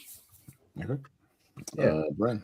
I also saw it for the first time last year for the last series, and I really dug it. I love the Kate restaurant scene that cracked me up. And see, that was funny. Yeah, John Gomez Adams pop up in there as a cameo. John Ashton, you get Hulk Hogan bringing the fourth wall. I'll give it a low S. Okay. Rhonda? Yeah. Well, I'm not as high on it as everybody else is. So I love the first one. I was going to put the first one in the S tier, but anyway, but I would give this one a high A. So I'm it's good. I like it. It's funny, but I'm just not that high on it. Okay. You'll come around on it when I force you to watch it 9 more times. No. It's fine. I'm sure. When we watch it again this Halloween, and I don't mind a double feature of the first one and the second one. Yeah, so I'll put you that way. I hope they actually showed it in theaters this time. So it's funny, they always show the first one in theaters all the time. They never show the second one ever. And like, I get that it doesn't have like a holiday theme to it. That's why the first one gets shown all the time, is because of the Christmas stuff. But like, man, show the second one. The second one's a ton of fun, like even just for it is this comedy series or something. But yeah, that's second one never gets shown. It's a shame. But all right, Jordan, that was mine, so you're up next. Yeah, so I mean, as the resident kind of comic book guy, I think I got to bring up one, and the one that I think definitely deserves in the S tier. So I want to bring up Guardians of the Galaxy. Okay, I went right to it. So, I thought you were gonna bring up Green Lantern or something. No. Green Lantern all the way down to like a D for me. But I figured that's where you were going. Yeah, I think it was just a question of which one, but I figured you were going with the original. So yeah. But the movie works because like Ooga Chaka, and like the music, the mixtape, one of the best pure just like soundtracks of like any movie ever, and like my like gamer tag whenever I'm online, any gamer thing is either Star-Lord or Star-Lord 21 if the regular Star-Lord's taken, but and like I really want to do a Star-Lord like cosplay for like a convention. I think that'd be awesome. But there's so many great just kind of jokes. Like it's another one you watch it like so many times you can catch like so many jokes over and over. Like nothing goes over my head. My reflexes are too fast. I would catch it, or just like people being like oblivious, even like Gamora, like who put sticks up their butts, or like or like I'm going to die surrounded by the biggest idiots in the galaxy. But it also has like some like just like really fun kick-ass like action scenes, and like the cast all has great chemistry. Like I wouldn't know that the Rocket Raccoon was Bradley Cooper unless you told me, because like he really like does a great job with that. And like they use Vin Diesel like the perfect amount to just say I am Groot. You don't need anything else from that. So yeah. And I have pretty much every iteration of like the Groots here. I got like the adult one, I got the like teenager one, I got the baby one. They're all here. So and yeah, like I just love the and like who would have thought, like, cause like sometimes when you introduce like these like obscure off the wall things, sometimes they don't always hit with audiences. But this one hit, and it hit big, and like yeah, like I can't wait to see what they're gonna do, like which ones are gonna show up in Doomsday, and for how long, and like I think it'll be fun. So yeah, I'll say S tier for Guardians of the Galaxy. All right, Jonathan. Yeah, this is a very good movie. I really enjoy Guardians of the Galaxy. Yeah, it's a lot of fun. It kicks butt at times, and also it has a little bit of a heart to it. You buy the camaraderie, and this is the Chris Pratt I kind of miss now. I mean, he's not too phoned in, because nowadays, like, it's too much of him. I'm sorry. This is tricky. A little high A, but it's this is definitely one of the best MCU movies, so for sure. So high A. All right, fair. Zach? I do enjoy this Guardians of the Galaxy. I do have one of the other ones higher on my list, but for this one, I will go with it with A. Okay. Just please don't say it's volume 2, please. Yeah. But, if you say volume 3, I might understand. But yeah, maybe. We'll see. Brian? Yeah, I do enjoy the first one. Not my favorite of the trilogy. I prefer number 3 more, but it's on my list for the trilogy. But I'll give it a low S. Okay. Rhonda? Yes, I've watched it a lot of times, and yes, I think it's a really good movie, and so I'm gonna go give it a low S. Mm-hmm. Yeah. Yeah, I'd go low S as well. It's still, I think, near the top of not like the tippy top, but it's in that kind of top 5, top 10 MCU movies.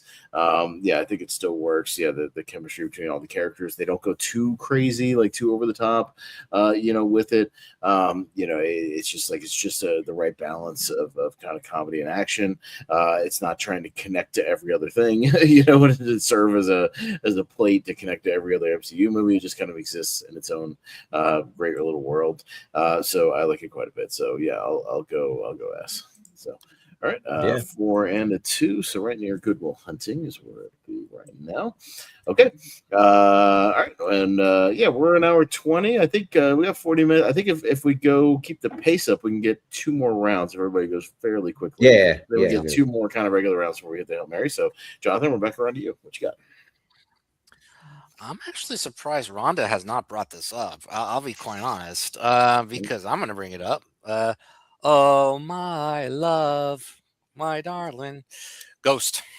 Yeah, I was going to bring it up. Yeah, Ghost. Ghost. Yeah, so... I really enjoy this movie because it does have a heart to it, and a very interesting romance, a great love story, and also has a very interesting thriller aspect to it. It's basically Patrick Swayze stuck in limbo for the duration of the movie, trying to find out what's going on, what happened after his death, and tries to reconnect to Molly however he can through Whoopi. And that's the best part of the movie. I think that's why it kind of bolstered up to an S for me, because of he and Whoopi. And I think it's a very good movie. And an underrated Best Picture nominee. Whoopi! An underrated Best Picture nominee that does not get talked about enough. Swayze, Goldberg, great. Demi Moore, great. And Tony Goldwyn, he's a scumbag in this movie. So, yeah. Who's doing that? Yeah. Murder. I love that scene. So, yeah, I'll shoot my shot for Ghost. I'll go with an under the radar pick. All right, we'll see what happens here. Zach, we see about Ghost. Yes, I have seen it. I think it's good. I'm gonna go with an A though. Okay, Brian. Blind spot for me. Rhonda. Well, you know where I'm going with it. It's definitely an S tier movie for me too. I mean, I'm like Jonathan. I was going to bring it up if you hadn't. So, but yeah, it's a really great movie with Patrick Swayze and Demi Moore and Whoopi Goldberg in it, and I love it. So yes, S all the way. Yeah. Jonathan, actually I had to go back and confirm because I log all my old watches too on my Note app, underneath my new releases. And this was my favorite old watch of 2025. My favorite. Wow. This made the top. Yeah, because I rank because I give them all scores as well. So it's slightly above Quiz Show was like right under that, and then maybe Extreme Prejudice because I really like that as well. Yeah, we both love that movie. Yeah, I know. So Extreme Prejudice.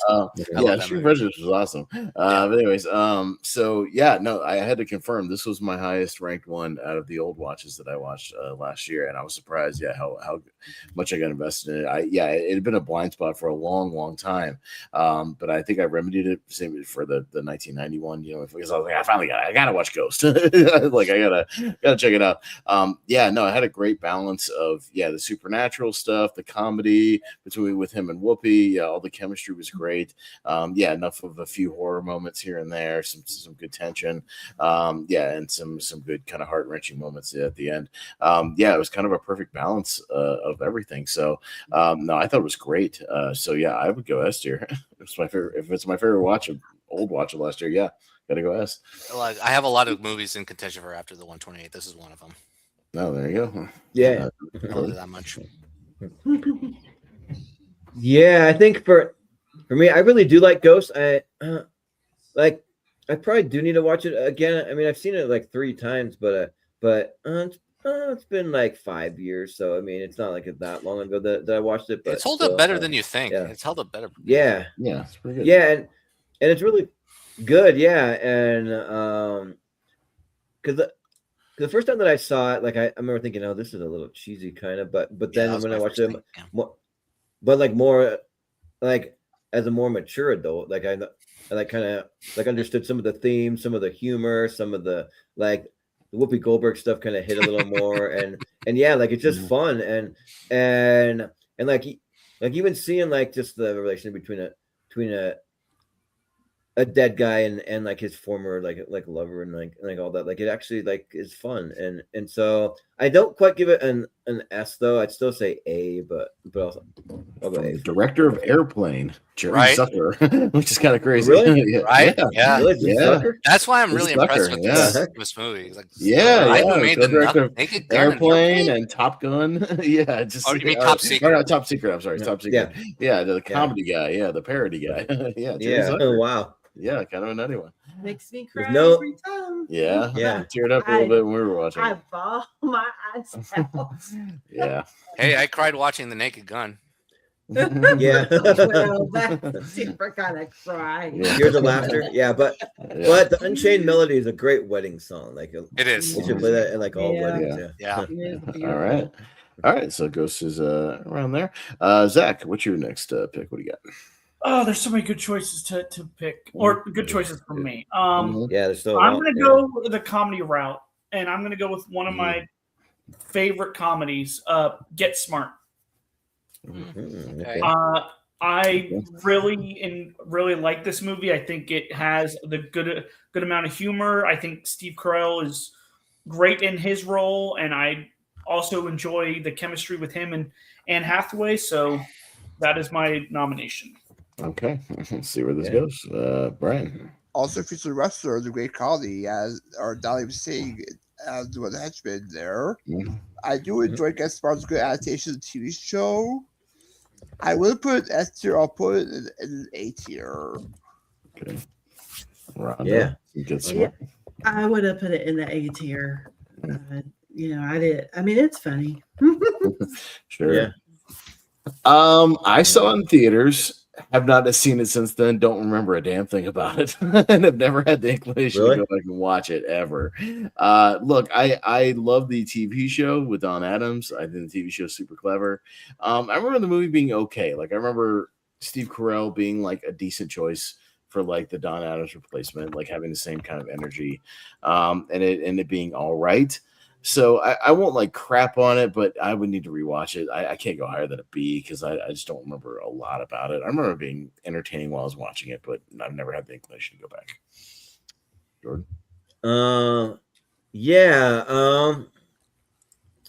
I think it's pretty hilarious. Yeah, like when I've gone back, like it's pretty funny. Like he has the gun, he turns it sideways, the kill shot, and then the like whole like laser scene. They have to do the whole like dodging all the lasers, and he's like these are very high intensity lasers that like boxers were a bad idea for so because anything can trigger them, but and yeah, like it's fun seeing some like cameo. The Rock shows up in it for a minute, but he's a desk guy though. That's kind of like the like joke. He's not doing like the like action stuff, and yeah, like I think that it's good. Though, George, he's more in the film. He's the quote unquote villain in the film.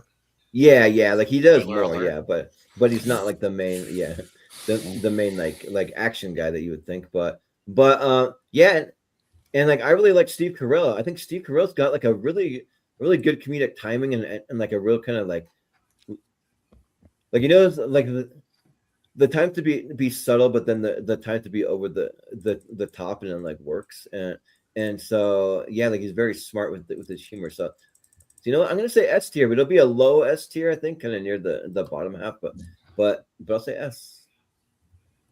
But Jonathan, I think it's a solid comedy.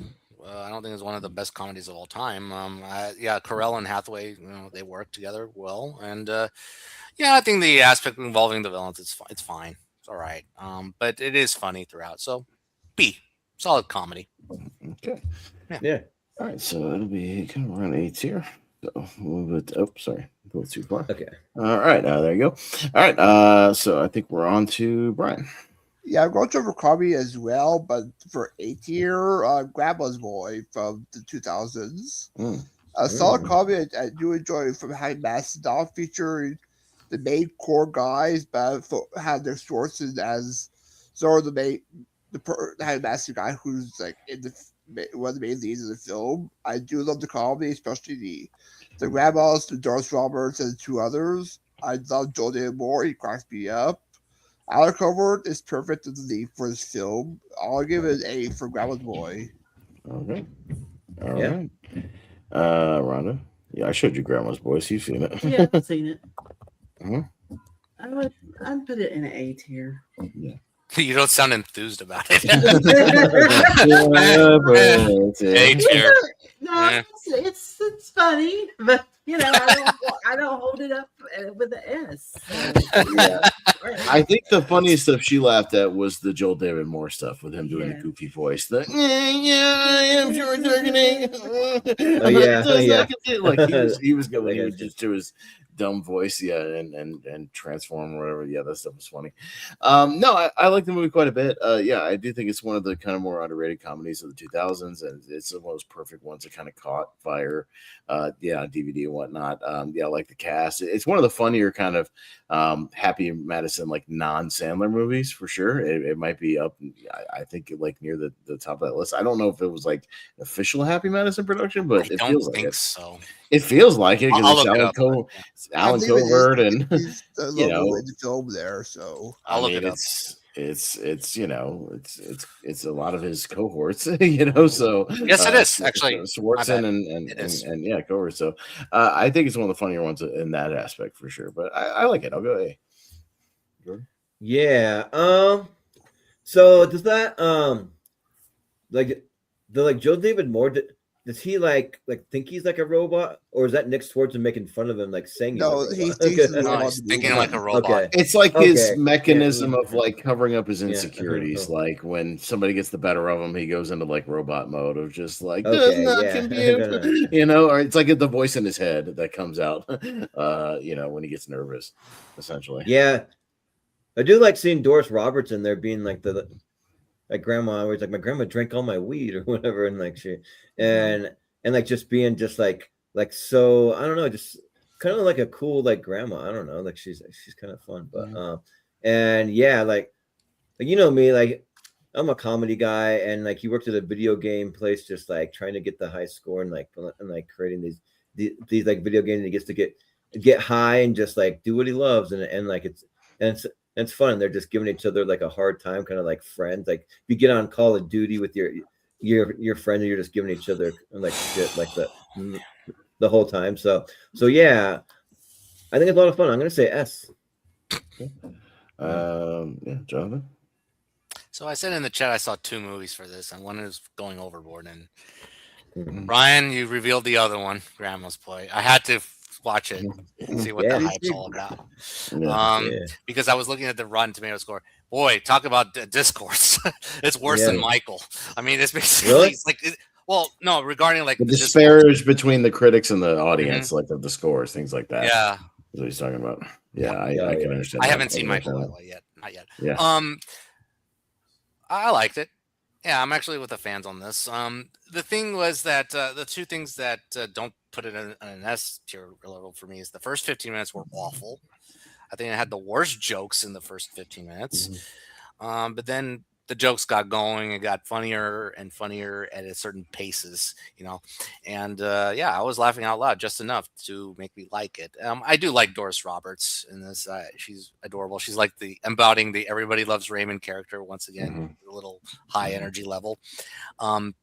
Say the name again. The Matrix robot guy. Who was it? Joel David Moore. He's very funny. Yeah, he is my favorite part of the movie. Yeah, I thought he was a fun character. I don't love that predictable switch with the villain stuff. It's very contrived, but I do like him. Alan Covert was not bad. Linda Cardellini, my God. No, I was like, where was this? And no, she was great in it. I don't like Nick Swartzen. I don't like him in this. Really? No, I couldn't stand his humor. So But he's better than this that group too, though. For next source, he's better than this one. Oh yeah. I liked him calling his mom his roommate the whole movie. Yeah, I guess, but that's like faint praise. But yeah, it's like the lowest of low bars right there. But I did have a good time overall, so I'll give it a B. Yeah, I actually enjoyed it more than I thought. Mm-hmm. But and people forget that Jonah Hill's in it too, so like he shows up. Yeah. So. I thought his character was good until the third act. I thought it was kind of lazy. Yeah, and there's an ongoing joke that's like, let's just say 13 hours. Yeah. For him. I was like, okay. Haven't seen it. Haven't seen it. Okay. So 1, 3 A's and a B. So it'll kind of be in the middle of the A's here right there. All right. Rhonda, what's next? I'm gonna go with a movie that has a great cast in it. It's a story by Stephen King. Tom Hanks is in it. Mm-hmm. And okay, I know. And I really like The Green Mile. I think that is a very good movie. I think it's very, very well written. I mean, I really enjoyed it, and I mean, I cried with this one too. So, but anyway, I want to nominate The Green Mile. Green Mile, okay. Sure.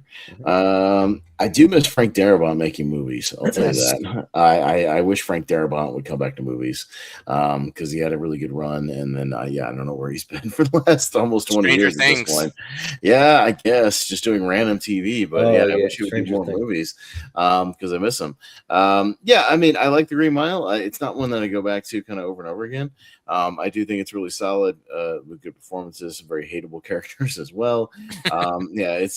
It's solid. I'll go A. I'm not like it's not like an all timer for me because I do think I feel the length when I watch this as opposed to like a Shawshank or something which just like flies by and clicks by. I do kind of feel the length of The Green Mile when I'm watching it, but I do think it's good. So I'll go A. Yeah, I mean, I appreciate things about the Green Mile. Like, I'm tired, boss. Tired of being on the road, lonely as a sparrow in the rain or whatever. But yeah, like I just have a hard time getting into it though, like to be honest. And like a lot of these for me are getting ranked a little higher tonight because I still have a good like quarter of the list I haven't even like gotten to rank yet. So it's kind of bumping things up a little bit. So I'll say A for now. But even with that, it's a pretty low A. It's almost a B for me. So I'm just not like that big into it. So, Jonathan. Yeah, I'm actually in agreement with y'all, A, because I do feel the length at times, and it is a tough movie to watch. It's not a movie that I would rewatch. It's definitely one of the saddest movies ever made. I'll be quite honest. If you know, you know. Michael Clark Duncan is just unforgettable in this movie. He's great. Sam Rockwell, he's great. There is one funny edit with Sam Rockwell, but it's good. But yeah, I'll give it an A movie. It's very good. Mm-hmm. Yeah, Zach. I'm actually going to go S for this because I do enjoy. I was hooked from the beginning. I really enjoyed the performances and the story. So S for me. Okay. Brian? I will go with A tier. I do enjoy the movie based on the performance of Michael Clark Duncan and Tom Hanks, but I do agree with y'all. I do feel the of it, so A tier. Okay. All right. Okay. A tier. All right. So we got that one. I think I'll go with kind of another personal favorite that's in my S tier. I don't know if it'll make it S tier. I know I might be higher on it than a lot of other people are, even though it's a good movie. I'll go with my other favorite Scorsese on the list. I'll go Gangs of New York. and I'll talk quickly about Gangs of New York. I just think this movie kind of rips. Like, I think it's really, really good. I love the setting of it in this 1800s New York setting. I think it's a lot of fun to kind of just explore this world. Amazing opening sequence. The cast is top notch. This is like right around the time Leo was making that turn with this and Catch Me If You Can, things like that. But man, Daniel Day-Lewis is Bill the Butcher. I think he's just one of the great characters of all time. I think he's so fascinating, and he steals every scene he's in. I think the movie just zips along. It has a really good pacing, just some incredible sequencing. So set design, production design, I think it's all top notch. It's one of my personal favorite Scorsese's. I know it's not as high for other people when they watch it, but man, I think this movie just kind of slaps. So I'm gonna go ahead and steer for Gangs of New York. Yeah. Jordan. Yeah, I'm a huge fan of Gangs of New York. I think Gangs of New York rules. I think that that's really, really good, and like Bill the Butcher is one of the best villains. And yeah, that opening scene, I wish Liam Neeson was in it more. Like that would have been better. They got rid of his character way too fast. But I mean, yeah, but he's just like a savage, in so many different roles. When he's like, a man steals from me, I cut off his hand. If he lies to me, I cut off his tongue. If he stands up against me, I cut off his head and stick it on a pike and lift it in the air, or whatever, So, he talked about fear as a tool. He talked about how his disdain for immigrants and he has an obsession with the ancient laws of combat and stuff, and of course Leo is great in it. I mean, say what you want about Cameron Diaz, she's the weaker one, but I mean, it's not the worst performance. I think people are a little too harsh on her, but yeah. But I think it's good, so I'm gonna say S.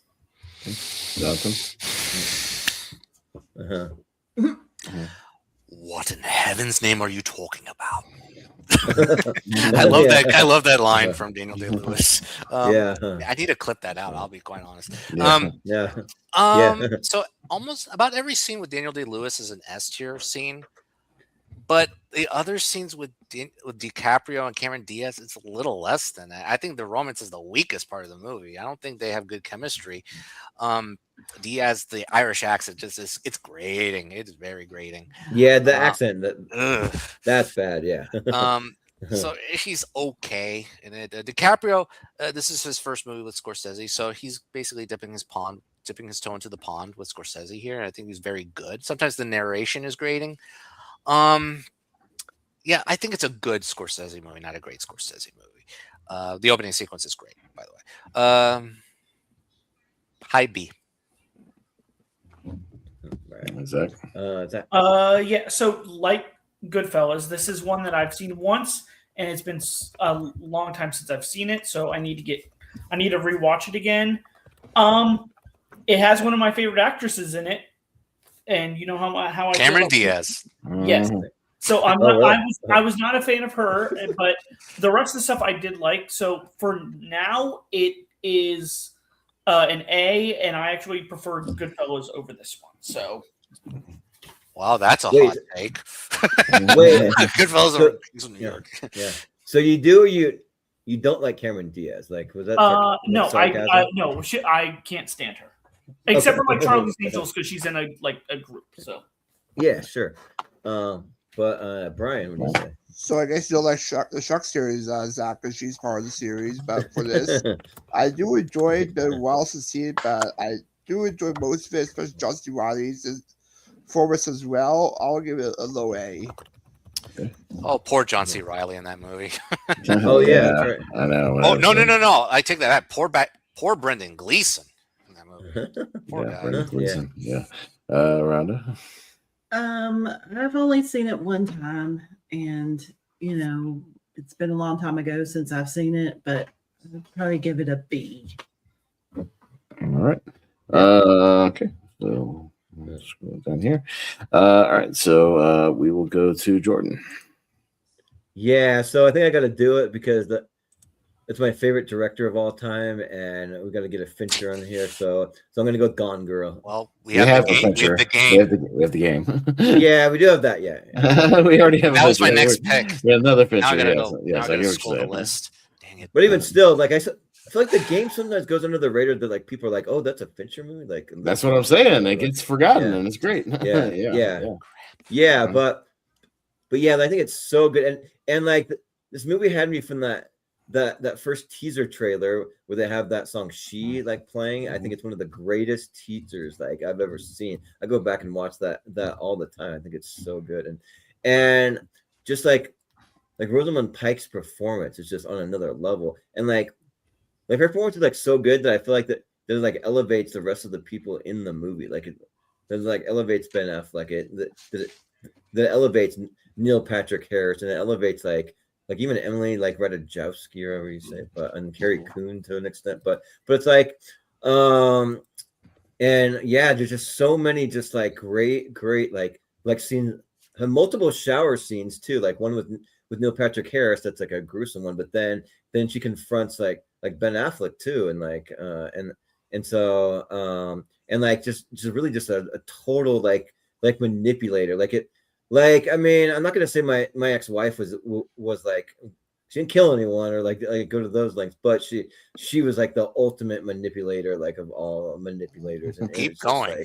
But yeah, she was just like no good. So I kind of relate her to that because yeah.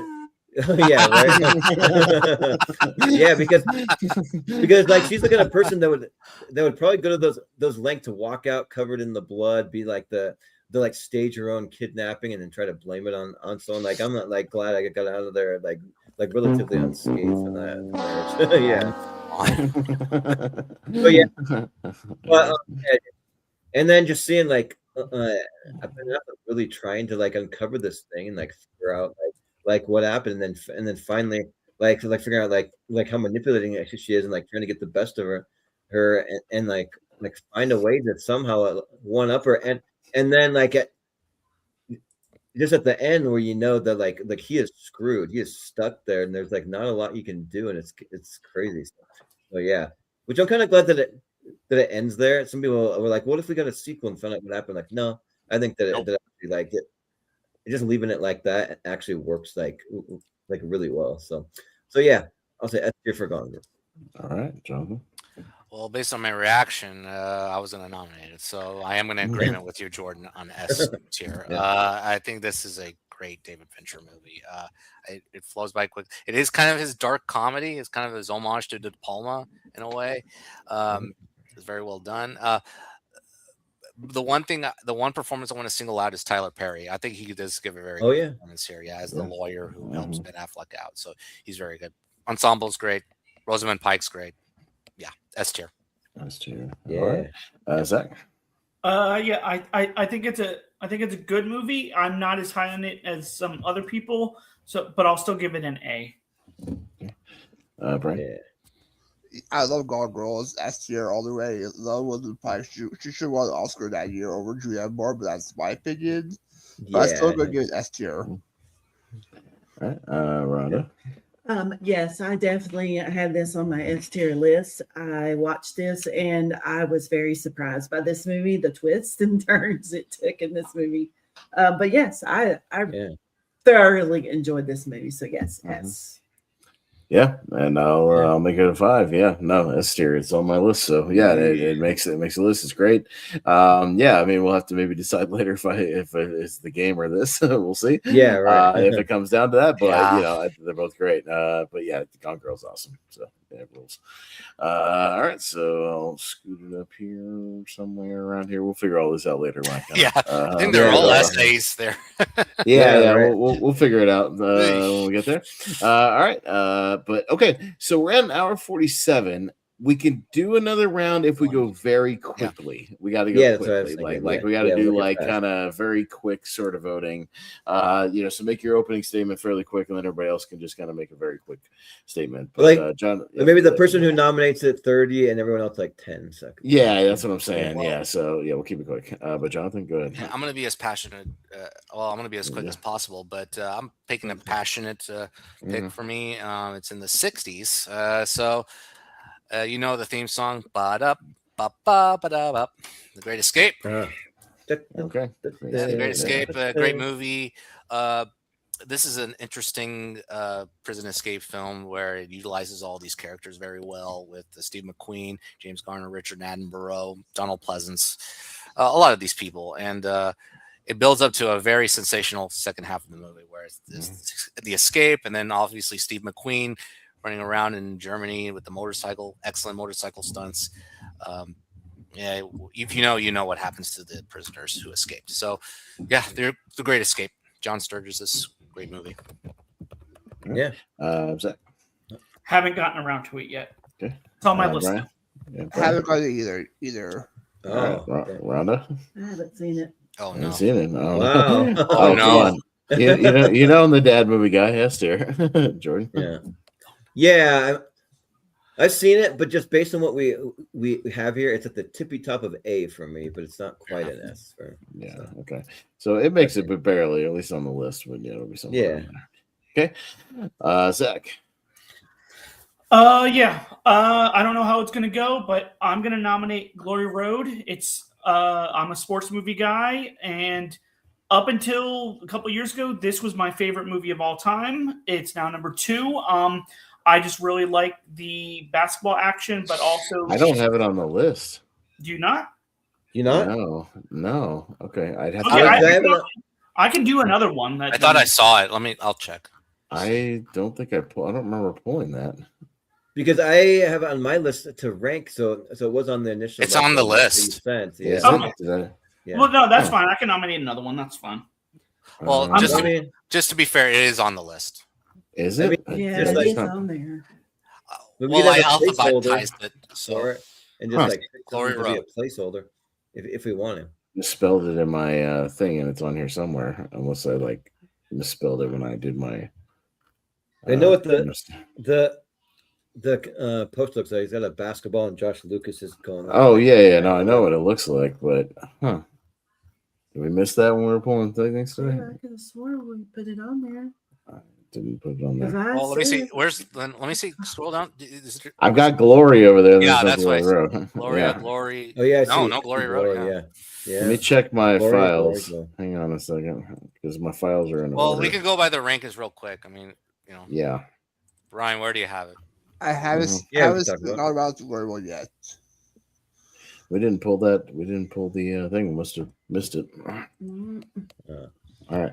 I could pull it real quick, but I'd have to pull the tier ranker off the screen. But I can do another one that I did see. I haven't seen it. So. No, I just want to be fair because it is on the list. Yeah, okay. Right. Yeah. I have not seen that movie. Okay. Wait. So what do we have?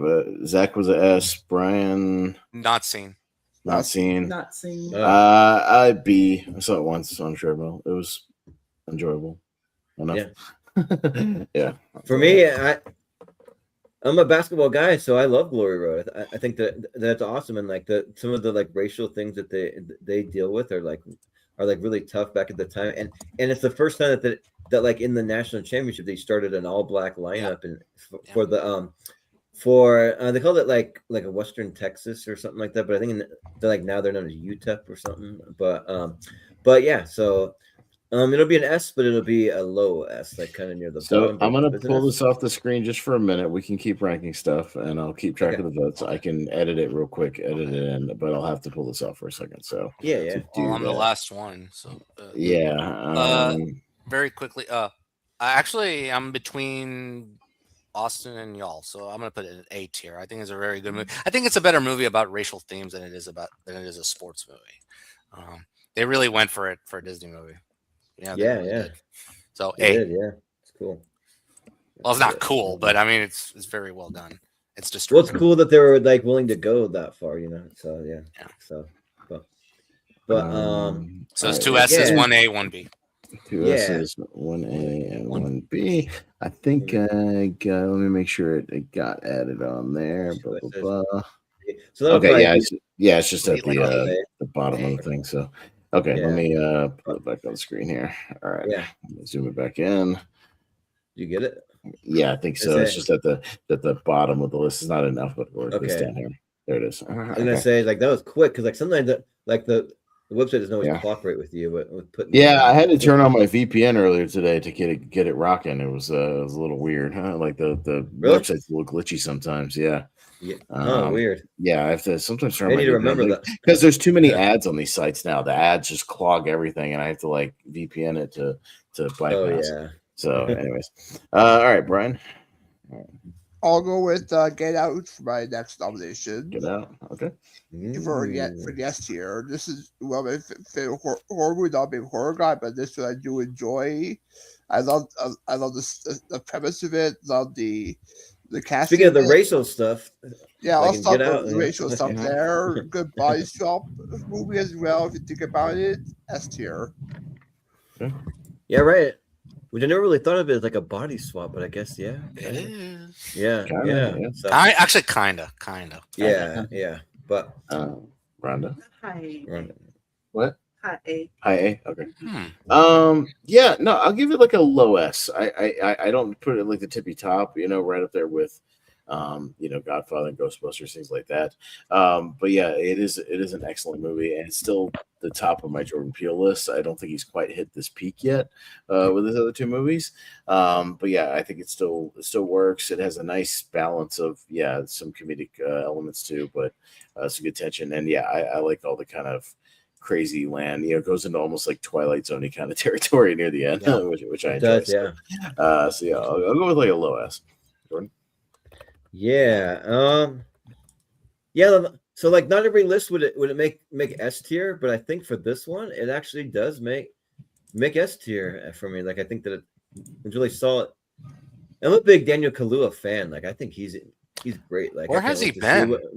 Where's he been? Like I can't wait to see what he does next, but I don't know if he's what he's gonna do next if he has anything going on. But which for me, my IMDb has been really wonky lately. I don't know if anyone else have had a really good I don't use it. I think that tells you the answer there. Yeah, because whenever I click on their filmography, it's saying it's not showing anything. So like I want to look what he did. I go to Wikipedia only because Wikipedia will sometimes show the upcoming stuff that's in production. And I won't always show that. So sometimes for that. But yeah, like it's weird. Sometimes IMDb does show that, but then another time you got to pay for it. But I've even paid for it and it didn't show anything. Like, so one time that I paid for it, I'm like, I don't even know what I just paid for because it's not doing anything extra. So I canceled it right away. The only thing he's got coming up is he's in Beyond the Spider-Verse whenever that comes out, and as his character as Hobie. And then he's got a movie called Misty Green he's filming right now. It's a drama directed by Chris Rock. So. Oh really? Okay. Wait, you said that's a drama? Yeah, drama with Chris Rock. And, yeah. Mm-hmm. Which are a little kind of iffy on Chris Rock doing dramas, but maybe you never know. Okay. But I think it's really good. I'm gonna say S, and I like just like him and like Lakeith Stanfield. I think they're really good. And he's gonna be in that weird Barney horror movie that they announced. If everybody remembers that. Oh, I forgot about that one. Yeah, do you remember that? Yes, now I remember. Wait, remember that? Is that gonna be an actual Barney movie? Or it's like an A24 Barney horror movie. Do you remember the announcements of that? It's a weird thing. Weird. But I know that when I went to Sundance, that like the biggest thing there was a movie where like people are like stuck on a Barney type of like kids show and they're trying to get out of there. But I don't think it was the same thing. I think that's different. Yeah. So but anyways, And I'm gonna shout out a little bit Howell because I don't always love him because he kind of like showed up in too many things for a while and like now he's kind of cooling off for me, so that's good. So but S. John. S tier, one of the best horror movies of the 2010s, actually, for sure. Yeah. S tier. All right, Zach. A tier for me. I actually like us a little bit more than Get Out, but so A tier. Okay. Oh, I can point out so many holes in that movie. Anyway. Okay. I kind of like the one like what was the one that was like the big flying saucer thing? Nope. I forget that. Nope. Yeah. That almost like kind of almost better because I rewatched it and like it was a lot better on a rewatch. But all right, Rhonda. All right, so I'm going to go with this very quickly since we're Mhm. rushing. But I want to pick a movie that Ben Affleck directed. It's Gone Baby Gone. Okay. ooh, Very good choice. It's a very good movie. I thought it was a very good movie. So, and about a little girl that gets kidnapped. So, in Boston. So, but yeah, I loved it. So I put that in the S tier. yeah, sounds good. Awesome. Guess I try to damn find it on here. There it is. Okay. Oh, okay. A tier. I like it, but I've only seen it twice. A tier.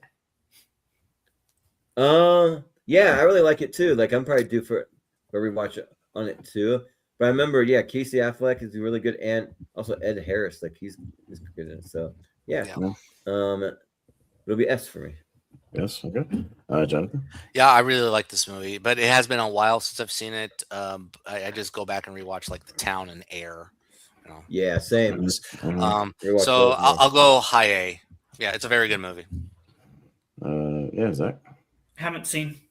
Really? Brian. Haven't seen. Okay, so 2 and 2. I would recommend it to both of y'all. Yeah, it's very, very good. Okay. All right. Y'all knocked off one of mine, so I've at least got under 10 for the Hail Mary. God, which one do I go for? I think because my rewatch was so good, and it was probably going to come up eventually. Gladiator.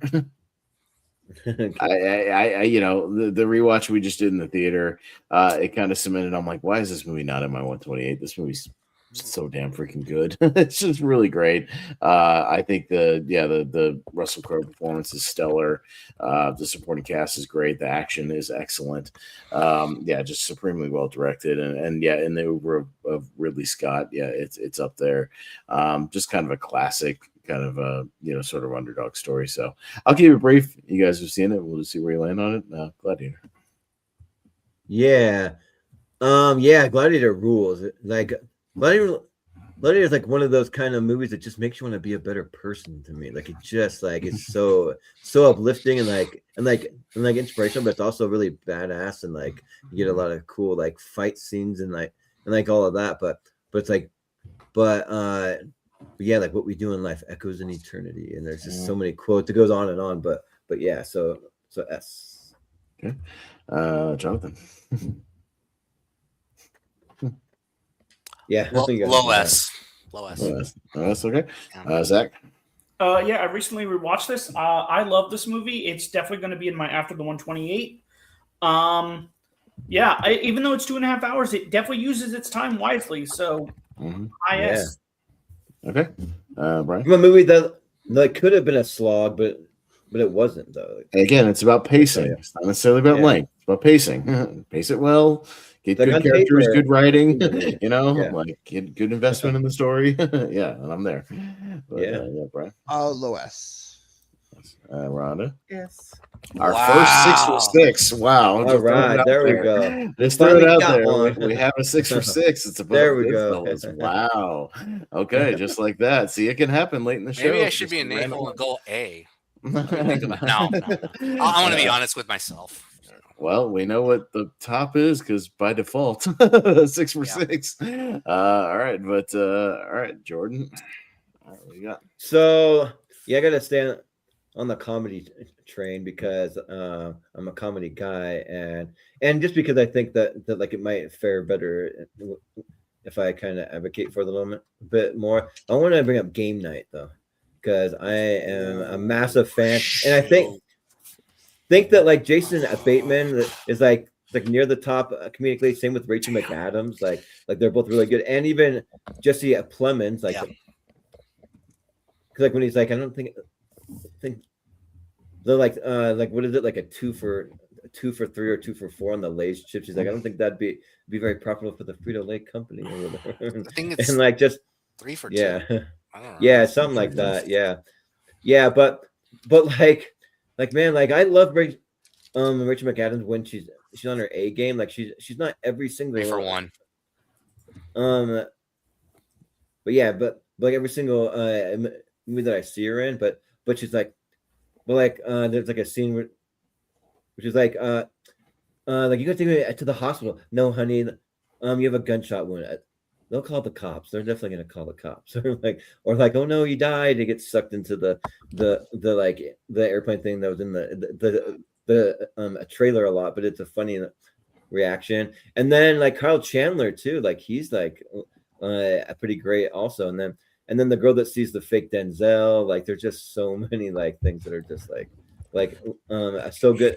Like even if you watch the end credits and you see the little strings going along, you see all the pictures that like relate to things. Like this is one that I would advocate, like sit through the credits in this. Like it's really good. So yeah. S tier for game night. All right, Jonathan. I love this movie. But yeah, Rachel McAdams is great. Oh no, he died. Yeah, I know. So sad. I'm gonna go high A for now, but any other night it will be a low S. This is also in the discussion for after 128, but yeah, I'll go high A for now. Yeah. Zach. Yeah, you took one of the ones I was going to bring up for Hail Mary, so S. Yeah. Okay. Brian. Good. Brian. Yeah, I saw it was. I think it's just good. I don't go to cars and trade 10s. I'll give it a B. I'm actually surprised. I'm actually surprised. Yeah. Rhonda. I haven't seen it. Okay. I've only seen it the one time in theaters. I haven't gone back and rewatched it. I remember being good. I'll go A. I don't. Yeah, I've never had an inclination to go back and rewatch it, but maybe I should. Well, there's so many like just subtle lines like oh honey, they didn't have rubbing alcohol and they don't serve liquor here, so I got you this lovely Chardonnay for your wound to pour on it. Yeah, but okay. Well, it is Hail Mary time. We're just over the 2-hour mark. So how this is going to work for anybody watching. So essentially, anything that hasn't been shouted out yet, get a list together. You can do up to 10, but not more than 10. Shout out any ones you would put probably, either in an S or a high A, something like that, kind of the rest of your top tier ones. I will write them down, and any movies that have crossover votes. So any movies I hear mentioned more than one time, I will put kind of on the official list, and then we'll do some rapid fire voting once we have them on the list. So, and anything can happen. We've had stuff get up there very late. I mean, look at Gladiator. It wasn't the Hail Mary round, but just threw it out there and 6 for 6, just like that. So anything can happen. But yeah, I'll be looking for those crossover votes, and we'll see if anything else makes it in the S tier, and then we'll start ranking. So so I'll go around and get everybody's list. If you need me to go first, I can, because I've got my list next to me. I just been crossing off as we go. But if anybody else is ready, you can go first, and I'll jump around. It's just whoever's ready, whatever. So, but Zach, if you want to go, go ahead, and I'll just give me a second. Let me give you kind of like an okay in between each one when I've got it written down. But go ahead and hit me. What you got? Greatest game ever played. Greatest game. Okay. Good Morning Vietnam. Good Morning Vietnam. All right. Gran Turismo. Gran Turismo. Okay. Grease 2. Oh yeah, Grease 2. Let's go. Oh my god. Maybe I better nominate it. Guardians of the Galaxy Volume 3. Guardians Volume 3. Okay. Greatest Showman. Greatest Showman. Okay. Goldfinger. Goldfinger. Okay. All right, he's the man. Okay. Grosse Point Blank. Ooh. Okay. And Galaxy Quest. Galaxy Quest. Okay. Sounds good. All right. Well, I've got those I have written down. All right. Brian, if you're ready, you can go ahead. Yeah, Galaxy Quest. Galaxy Quest. Okay. Gremlins, the first one. And Gremlins. Grease, Okay. the first one. First Grease. Okay. Groundhog You mean Day. Grease 2, right? No. All right. You go ahead and try it. All right. Go ahead, Brian. Yeah, everybody say Groundhog Day, right? I got Groundhog Day. Okay, What's up with that? Glass Onion, Glass Onion. Guillermo del Okay. Toro's Pinocchio, Pinocchio. Okay. Guardians 3, Guardians 3. Okay. Get Shorty, Get Shorty.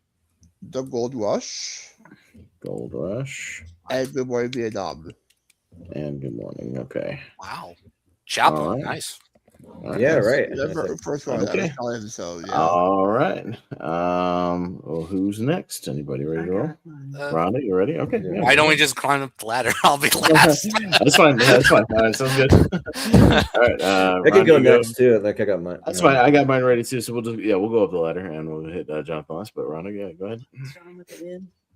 Gone with the Wind. Okay. Gremlins. Gremlins. All right.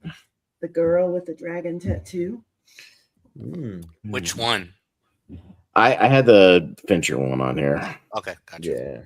Yeah, the Daniel Craig one. All right. Mm-hmm. Okay. Glass House. Ooh. Okay. Greenland. I actually like that movie. Greenland. Okay. Gothica. Gothica. Okay. Gone in 60 Seconds. The Nick Cage one, I'm assuming. Yes. Okay. All right. Gran Torino. Gran Torino. Okay. Grease.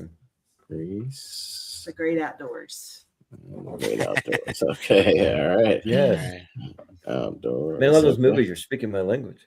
All right. Let me count. Make sure. 1, 2, 3, 4, 5, 6. Okay. All right. I got 9. I'll also go Greenland. Good Burger. Goldfinger. Grease. Groundhog Day.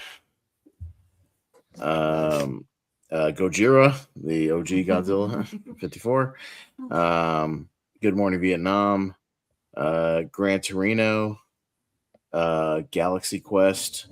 And I have one more. I'll actually go with Zach. I'll go Gran Turismo. Okay. Yeah. So yeah. Okay. All right, go ahead, Jordan, if you're ready. Yeah, hit me. Yeah, I'm just trying to decide if like some of these no one's gonna go for, and then I'm gonna waste my time. I'm last. So. I know, but for some reason, like nobody likes the Goonies around here, and I freaking love the Goonies. I just didn't grow up with it, man. I don't have that connection. It just is what it is. Yeah. You gotta have the right panel for that one, I think. So I don't know who the right panel. The only other person is Chris Scott that loves it like me. you need Chris Scott on here. Yeah. Yeah. Okay. Because I probably shouldn't even say it, but I'll say Gran Torino. Okay. Oh, hang on. I'm like using my letterbox is like removing stuff. Don't do that. Okay. Sorry. Okay. I'll say Guardians Volume 3. Sure. I think both could be on here. They're that good. Okay. I'll even. I don't know. See, the other one that I kind of want to say is Ghostbusters 2, but I don't think anyone's gonna go with that either. So I'm not gonna say that. I'm gonna say Goldfinger though. Goldfinger. So that. I'll say A Good Time, the Safdie brothers movie. Okay. I'll say Guns Akimbo. Good Morning Vietnam. Glory. Okay. Yeah. No, I'll also say a Gran Turismo. Sure. And I'll say, dang. Got 2 more. You know what? I'll say it. You know what? Just because they were said already, I'll say The Girl with the Dragon Tattoo and The Great Outdoors. Yeah. Okay. All right. The Dragon and The Great Outdoors. Okay. Yeah. All right. Jonathan, run us out. Okay. I was worried that you were not going to bring it up, Jordan. So thank you for one of them. Glory. Okay. Glory. Oh, Glory for sure. Yeah. Grave of the Fireflies.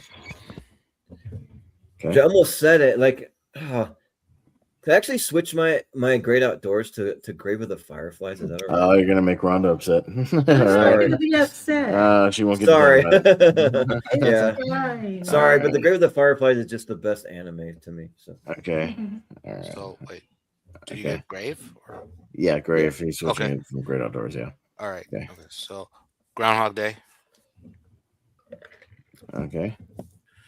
Gattaca, Gattaca. Okay. The Gold Rush. Gold Rush. Okay. Yeah. Okay. Where? Okay. Get Carter. Get Carter. Get Carter. All right. I assume that's the Michael Caine one based on The Kane one. Yeah. Yeah. Yes. Not Get Carter. No, not that one. Yeah. Yeah. The Guest. The Guest. Okay.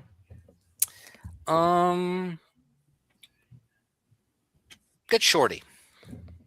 Get Shorty. Okay. And it's an animated one. Guillermo del Toro's Pinocchio. Okay. Pinocchio. Yeah. Okay. All right. All right, is that it?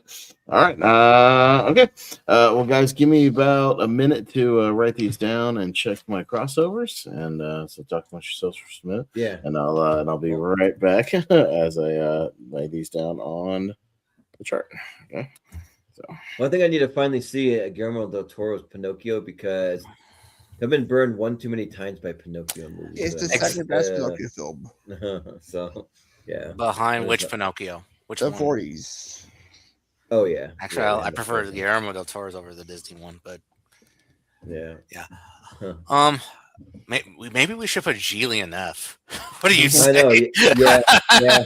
I think so. Yeah, Julie. yeah, I'll throw it up there in a second before we do these. We'll see. And then I was also gonna say Gods of Egypt. Yes. Oh God, yes. Oh God. Or the Garfield movie from 2 years ago. Oh yeah. Yeah, Tale of Two Kitties. Oh, the animated one with Chris Pratt as Garfield. Yeah. We put Gotti in F tier too. Gotti's pretty bad. Yeah. Which one? It's kind of a hilarious bad. Which one? Gotti. The like John Travolta one. I've not seen it. I have not seen it. Oh my God, it's amazingly bad. I heard it was that bad. Yeah. But I only saw it because like Movie Pass like weirdly promoted it back in the day. Oh, I should have said the Grand Budapest Hotel. Damn it! But nobody's gonna go with me on that. Nah, you don't have the right. Not without Wes Anderson. Yeah, no thanks. All right. Almost there. Got a lot of crossovers here. So the one I'm surprised nobody said was Glenn Ross. Yeah, I was like, huh. I think it's really good, but I need to rewatch it. Right? It was never tough for me for where anybody else mentioned this. Yeah, Ginger. I'm surprised you guys brought up the other Charlie Chaplin one and not the Great Dictator. I wanted to champion a Chaplin movie. I wanted to say Great Dictator, but I just want to say Gold Rush because I just want to, I want a Chaplin movie in there. I find Gold Rush a bit funnier than the Great Dictator. Yeah. It's fine. I like both of them. Ginger Snaps is very good. Yeah, that's good. And then I missed another one. Ghost. No, I haven't seen Ghost Dad. No, that'd be an F tier. I haven't seen right there. Ghost Dad. Ugh. Yeah. Yeah. You know what, Brian? I thought you were going to say a Goofy movie. It was close. Okay. Yeah. I know the Palace. Be the Palace. I know Zach hasn't seen it. Jordan also not been a fan of it, so yeah. I'm in the middle. I like the power line stuff, but that's about it. But yeah, I almost nominated Ghost World. That one's really good. It's a good movie. Yeah, that's close on that one. 1, 2, 3, 4, 5, 6, 7, 8, 9, 10. That's about all the ones I would nominate, I think. I got 17 circled here and 16 on my list. What am I missing? Jesus Christ. Holy moly. Here's Eyes, Corey, Galaxy Quest. What the fuck? I'm trying to cross. Gremlins, Grease, Groundhog. The other F tier is The Grudge from 2019. That one's an F. Thank you. Yeah, that was bad. We did a drinking game to that one, which is our highest viewed drinking game of all time. Monthly Mistake. We got over 3,000 views. Really? I don't know why. I forgot about that. So who's in it? John Cho. And Like who's the girl in it too? Like, Oh, I circled Galaxy Quest twice. Okay, never mind. Okay, all right, fair enough. All right, so that's my mistake. Okay, all right. So we got 16. So 16. Yeah, how this works is we just do some rapid fire voting. I'll go in the same order every time just to save time. So we'll start with Jonathan each one. So I'll just rattle them off. You guys give me a letter grade, and we'll see what makes it. And I'll move them up as we go. We'll start with Jonathan. Grave of the Fireflies. S. Okay. We got Zach. Haven't seen it. Brian. Blind spot for me. Rhonda. Haven't seen it. A. Jordan. I'll say S. Okay. All right. Grave of the Fireflies. Okay. I'll just be kind of in the A tier. The A tier is kind of whatever because stuff's going to get knocked out of the S tier. So none of those A tiers are going to be the honorable mentions, unfortunately. Yeah, this is what it is. Guillermo del Toro's Pinocchio. Jonathan. Low S. Yeah. Okay. Zach. A. Okay. I'll give it a high S. Okay. Rhonda. Haven't seen. A. And I haven't seen. Okay. All right. So 2 and 2. There's the Pinocchio right there. Okay. Next, Jonathan will be Glory with Denzel. S. Okay. Zach. A. Okay. Haven't Brian. seen. Rhonda. Really? Haven't seen. A. Wow. Jordan. F. Wow, I'm actually shocked. Yeah. That one I'm shocked. Yeah. All right, so another one for the A tier, but we got a stacked A tier. Look at all these A tier movies, Jesus! All right, a whole bunch. Great. Yeah. Next, Jonathan will be Galaxy Quest. High A. Okay. Zach. A. Brian. S. Rhonda. A. I'll go S. Jordan. I'll say S, but it's gonna be low for me. Low S. Okay, so 3 and 3.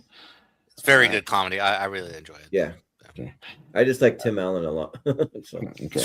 I like Sigourney Weaver in that movie. You know what I'm saying? Woo, yeah. Alan Rickman's funny too. Okay. You got some fake. So the OG Gremlins, Jonathan. Oh, that made it. Okay. A. Yeah, they got crossovers. A. Zach. D. What? D. No, I told you I don't like that movie at all. Oh, geez. Jesus. All right. That was S. Okay. You better all say S now. Get it back up. Rhonda. Low S. Nice. A. So like 2 better. Jordan. I think they both belong in S, so I'll say S. Well, they're not going to make both of them in S. Thanks to Zach's D. Next D. Yeah, it's not going to happen. So there. Well, they're together for now. Yeah, for now. Yeah, right. Yeah. Grease, not Grease 2. Jonathan. Thank the Lord. I'm gonna go A. Okay. Zach. B. Brian. Low S. Rhonda. S. I got S. I think it's overrated, but I'll be kind and say C. And that's being kind. I want to say D. C. Yeah. Uh-huh. Never understood the Grease 2 over Grease thing. That just makes no Wait, sense out to of me. curiosity, Yeah. did Grease 2 make it? No. Okay. No. Because Jordan wasn't brave enough to watch it get dumped into the C tier. No. Or even But worse. I like it. So I like Grease 2 more, but even overall, I'm not that high on either one. Yeah. All right, Gran Torino with Clint Eastwood. Jonathan. S. Okay. Zach. Haven't seen. Brian. I'll go A. Rhonda. S. I will go S. Yeah, it's a top 5 movie on this whole list for me. S. Yes, okay. Grant's is a 4 and a 1, so that'll be in contention up there. We'll see where that goes. Get it up there. Wait, say Gran Torino or Gran Turismo? Gran Torino, the one I have in my hand. Okay. Yes. The one with Clint Eastwood on there is not next to a racing car, you know? Yeah, now I see it now. Yeah, sorry. Yeah. I had something pop up on my screen, so I couldn't see the screen. Yeah. We'll get to Gran Turismo. It's coming. But next we will go with Groundhog Day. Jonathan. S. Okay. Zach. Haven't seen. You see Groundhog Day? S. All right. Huh? Okay, Yeah. S. Rhonda. A. S. Let's do it for Ned Ryerson. S. Okay, so Ned Yeah. Ryerson. Ryerson, yeah. I love that movie so Somebody much. punch it. Yeah, it's good. Yeah. all right, where is it? There it is. Okay. Oh, It's a little hard to find when it's not just like a general A to Z alphabetical order, and I got to find like GR and then the GROs. Like I Right. Yeah. A little trickier on these alphabet series. Greenland, Jonathan. It's actually pretty good. B. Okay. Zach. Haven't seen. Brian. Haven't seen either one. Rhonda. S. That's an S. I've always advocated for that movie. Jordan. I guess it'll be S. It might be a lower S, but it's an S. It's an S. Okay. But I skipped Greenland too, based on everyone's reactions to it. So I'm still gonna watch it. It's not great. I'll still watch it. I like the first like half an hour or so, and man, it just gets bogged down in a bunch of nonsense. No, for a disaster movie for now, I mean, it's pretty good. It's Yeah. really good. Yeah. It doesn't touch the original. All right, Get Shorty, Jonathan. Low S. Okay, Zach. Just because I've seen it only once, C. Huh? Average for me. It was just average. S. Rhonda. B. I'll go A. Jordan. I haven't seen it. It's a blind spot. Okay, You would it's dig fine. it. You would It's dig fine. it. Jordan. Yeah. It's fun. Hackman's very funny. I watched it for the It's a 95 one. I think when we did that, yeah, it's fun. It's a mob movie, right? Like kind of. It's right? a mob comedy. It's more of a Hollywood comedy than it is a mob. It's a Hollywood comedy, yeah. Where Okay. George is like kind of a mobbish guy giving ideas to Gene Hackman and stuff. Yeah, it's fun. Okay. The Gold Rush, the Charlie Chaplin movie, actually got more than one. So, Jonathan. I'm gonna go with low S. Yeah. Okay. All right. Zach. Have not seen. Okay. I'll give it a low S as well. Okay. Rhonda. Haven't seen it. I haven't seen it either. Jordan. You think I've seen it? No. Okay. So I haven't seen it. Maybe I should have brought up The Great Dictator then. Yeah. Yeah. That one I have seen. Okay. Good morning, Vietnam, Jonathan. Vietnam. A. Okay. Zach. S. Okay. S. Brian. S. Rhonda. A. S. Jordan. Yeah, I'll say S, but I will say that when I worked in a movie theater, the shifts every day, you're there an usher, a greeter, or in the concession stand. If you got put in concession, we called it nom. You got to go work in the field over in nom because everyone hated concession because the usher just got to goof off and watch movies and stuff. Yeah. All right. Just a few more. We got 4 more. Guardians Volume 3. Jonathan. A. Zach. S. Brian. Low S. Rhonda. B. I'll go A. Jordan. I love you guys. S. Oh. Good. Yeah. In the fields. Yeah. Right. All right. 3, 2, 1. So The first time I heard that though, I like laughed way too loud in the theater, and people were like, what is it? What's with this guy? I would not have laughed with you. Okay. Like, they caught me off guard. I'm like, he talks like the normal words. Gran Turismo. We did Gran Okay. Torino. Now Gran Turismo. Jonathan. B. Zach. S. Brian. I haven't seen this one yet. All right. Rhonda. B. S. Jordan. Oh yeah, I was just double checking something, but I didn't think I'm gonna say S. Yeah, that was in my top 12 of that year. I love that movie. I think there's another movie that beat it actually for this decade. Austin. It's called F1. Yeah, Oh no, F1. Yeah. No, I'm just saying, but F1. I love Gran Turismo though as Yeah. well. I thought it was one of my surprises of that year. I thought it was great. No, it was a surprise too. It was all the racing movies I always see with my dad. He's into those movies. The racing. Yeah, same there. All right, two more. Girl with the Dragon Tattoo, the Fincher version. Jonathan. A. Okay. Zach. Haven't seen. Okay. Brian. Blind spots. Rhonda. Yes. Okay. A. Jordan. I'll say S. Okay, so 2 and 2. Yeah. Been a minute since I watched that one, but I remember being pretty good. If you like Fincher, like it just has that vibe of Fincher. All right. And our last one is Goldfinger.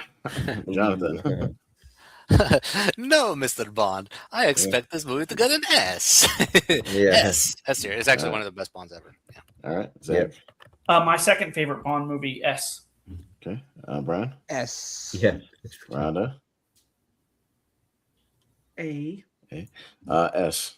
Jordan. Yeah.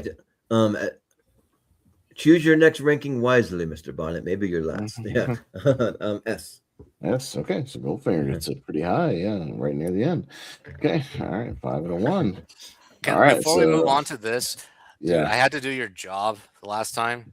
That was not as easy as it looked. my the papers and whatnot. Yeah. My votes and the charts and the 2 pages of all this. Yeah. Hey, listen. Imagine this: the first couple episodes we ever did of Tier Ranker, like way back when once I joined the show, I think we did a few where I hadn't like written anything down. I was like, I gotta write stuff down. I can't remember whatever. Right. It just makes it way easier when we then go into the rankings. So, so how it works. All right. So how many do we have as of right now? We got 6, 12, 18. As I predicted, more than 20. I predicted more than 20. I think tonight. Yeah.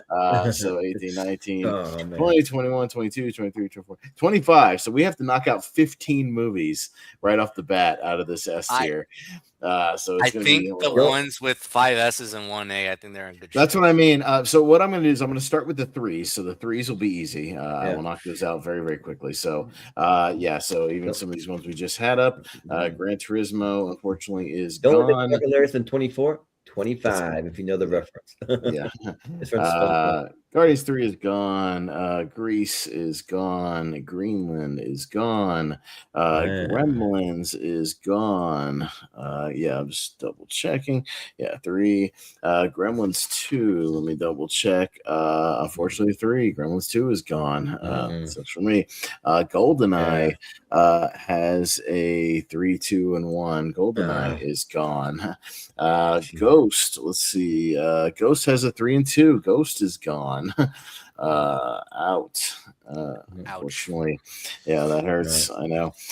Galaxy Quest is a 3 and 3. Galaxy Quest is gone. Groundhog Day is a 4 and 1. So let me see. We're starting to get into 4 territory. Let me double check. Good Morning Vietnam has a 4 and 2. Gran Torino has a 4 and 1. The Game has a 4 and 1. Guardians has a 4 and 2. We're kind of getting into that territory now. But I got to double check. It might just be ones that have the 5. Let me double check. So Goodfellas has a 5. Gladiators has a 6. Well, Gladiator wins automatically. Gladiator wins automatically because they have the 6 or 6. So that already is in number 1. So we just got to decide all these other ones. But I just want to see if we even knock out the stuff with the 4s because Godzilla -1 has a 5 and 1. Godfather has a 5 and 1. Gone Girl has a 5 and a 1, so that is safe. Goldfinger has a 5 and 1. Ghostbusters has a what was Ghostbusters? 5 and 1 as well. Good, the Bad, and the Ugly has a 5 and 1. Good Will Hunting has a 4 and 2. So this might be where it cuts off. Get Out has a 4 and 2. So 1, 2, 3, 6, 7, 8, 9. 9. We have 9 with 5. So those 9 are safe. Everything from Gladiator. Then we got to figure out the Ugly. So both Godfathers make it. Yay. So now how this might work? Because these are all 4, either 4 and 1 or 4 and 2. Ooh. So I kind of think the 4 and 2s hang on just because everybody has at least seen those. So, because they have more votes overall.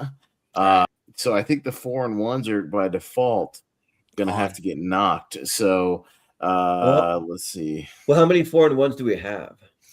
Well, I'm trying to figure out. So, let him do his thing, man. Let me do my thing. I'm getting there. I'm going to put the 4 and 2s in front, and then we'll decide. Yeah, let me see. 4 and 2. Guardians is a 4 and 2. The Game is a 4 and 1. Gran Torino is a 4 and 1. Torino. Let me go. Where is it? Gran Torino is a 4 and 1. Yeah, so Game and Gran Torino are 4 and 1 because I think somebody hadn't seen it. Good Morning Vietnam is a Good Morning Vietnam is a 4 and 2. And then Groundhog Day is a 4 and 1. So these 3 have the 1 votes by default. So unfortunately, I think we got to go with the ones that have more people have seen. They're 3 of the best ones right there. I know. So all right. So we still have the 6, 7, 8, 9. Oh boy. So all these Good Will Hunting, Get Out, Guardians of the Galaxy, and Good Morning Vietnam all have a 4 and 2. So we're gonna break down this voting. I'm gonna start with this, and we're gonna knock out just like maybe 2 at a time here. We'll whittle it down. I'm gonna out of those 4, I would say let's do a little mini vote here because I have to break these down by mini votes. Which 2 out of those 4 would you keep in the S tier? Let's break it down like that. Man. So starting out of those 4, and I'll see you kind of where the votes sort of like which one kind of gets the most shout outs, if that makes sense. All right. So out of between the list between Good Will Hunting, Get Out, Guardians, and Good Morning Vietnam, which 2 would you keep, Jonathan? But Robin Williams in there. So. Robin Williams movies. Well, I just figured out something. Actually, 3 of these are going to be honorable mentions. No matter what. That's what I mean. So like, I'm just kind of whittling it down to see where they land. So we'll see what happens. Yeah, I'm just kind of getting a feeling out here. We'll see what we got. I'm going to pick a Robin movie, but I don't know which one. Yeah, right. Good Will Hunting. Good Will Hunting. Okay. Get Out. Get Out. Okay. Yeah. Zach, which 2 would you go with? Guardians of the Galaxy and Good Morning Vietnam. Of course. Good Morning. Yeah. Yeah, just to slight you, John. Yeah, right. I would choose the 2 Robins actually. Will Hunting and Vietnam. Will Hunting and Good Morning. Okay. 2 Robins. All right, Rhonda, which 2 would you pick? Get Out. Okay. And Guardians. Okay. I would go Guardians and Good Morning Vietnam. Jordan. And I'll slight Jonathan. I'll go Guardians and Good Morning Vietnam. Good Morning Vietnam. I'm just kidding. Okay. No. Get Out and Goodwill had at least 2. So Get Out and Good Will Hunting. So but those are going to be our first 2 honorable mentions by default. Will be Good Will Hunting and Get Out. So we have to eliminate 1 more. So we got to do 1 more vote. Guardians of the Galaxy or Good Morning Vietnam. What do you hang on to? Jonathan. Okay, so this is to eliminate or to hang on? Which one hangs on to the S tier? Okay.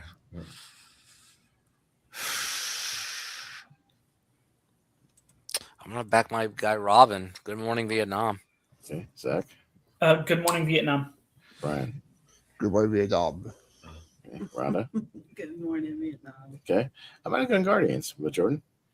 Yeah, I would have gone, ooh, child, things are going to get better. Guardians.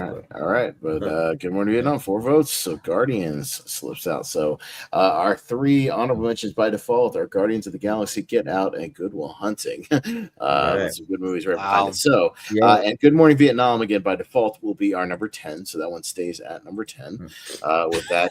And then, here's where it gets tricky. It's funny. Because all these have 5 and 1s, except for, oddly enough, The Godfather only has 5 votes total, or excuse me, Godfather 2 has 5 votes total, but they were a clean sweep. So it's hard to see. Let's still leave it in the contention. Probably. Yeah, it's in the contention. So, oh boy. we break this thing down. So it's a fight for second place. A fight for a second. Yeah. Okay. We pick 2 or 3 or something. I don't know. Yeah, I'm gonna go maybe in like chunks of 3 and just see kind of where the votes kind of go around, and I'll see we'll feel out which gets kind of the most shout outs. So let's just kind of go in the groupings that we got, and then I'll break it down into higher groupings later. Let's go a group of 4 again, and then we'll do 2 groups of 4. So let's just go with what's on the table.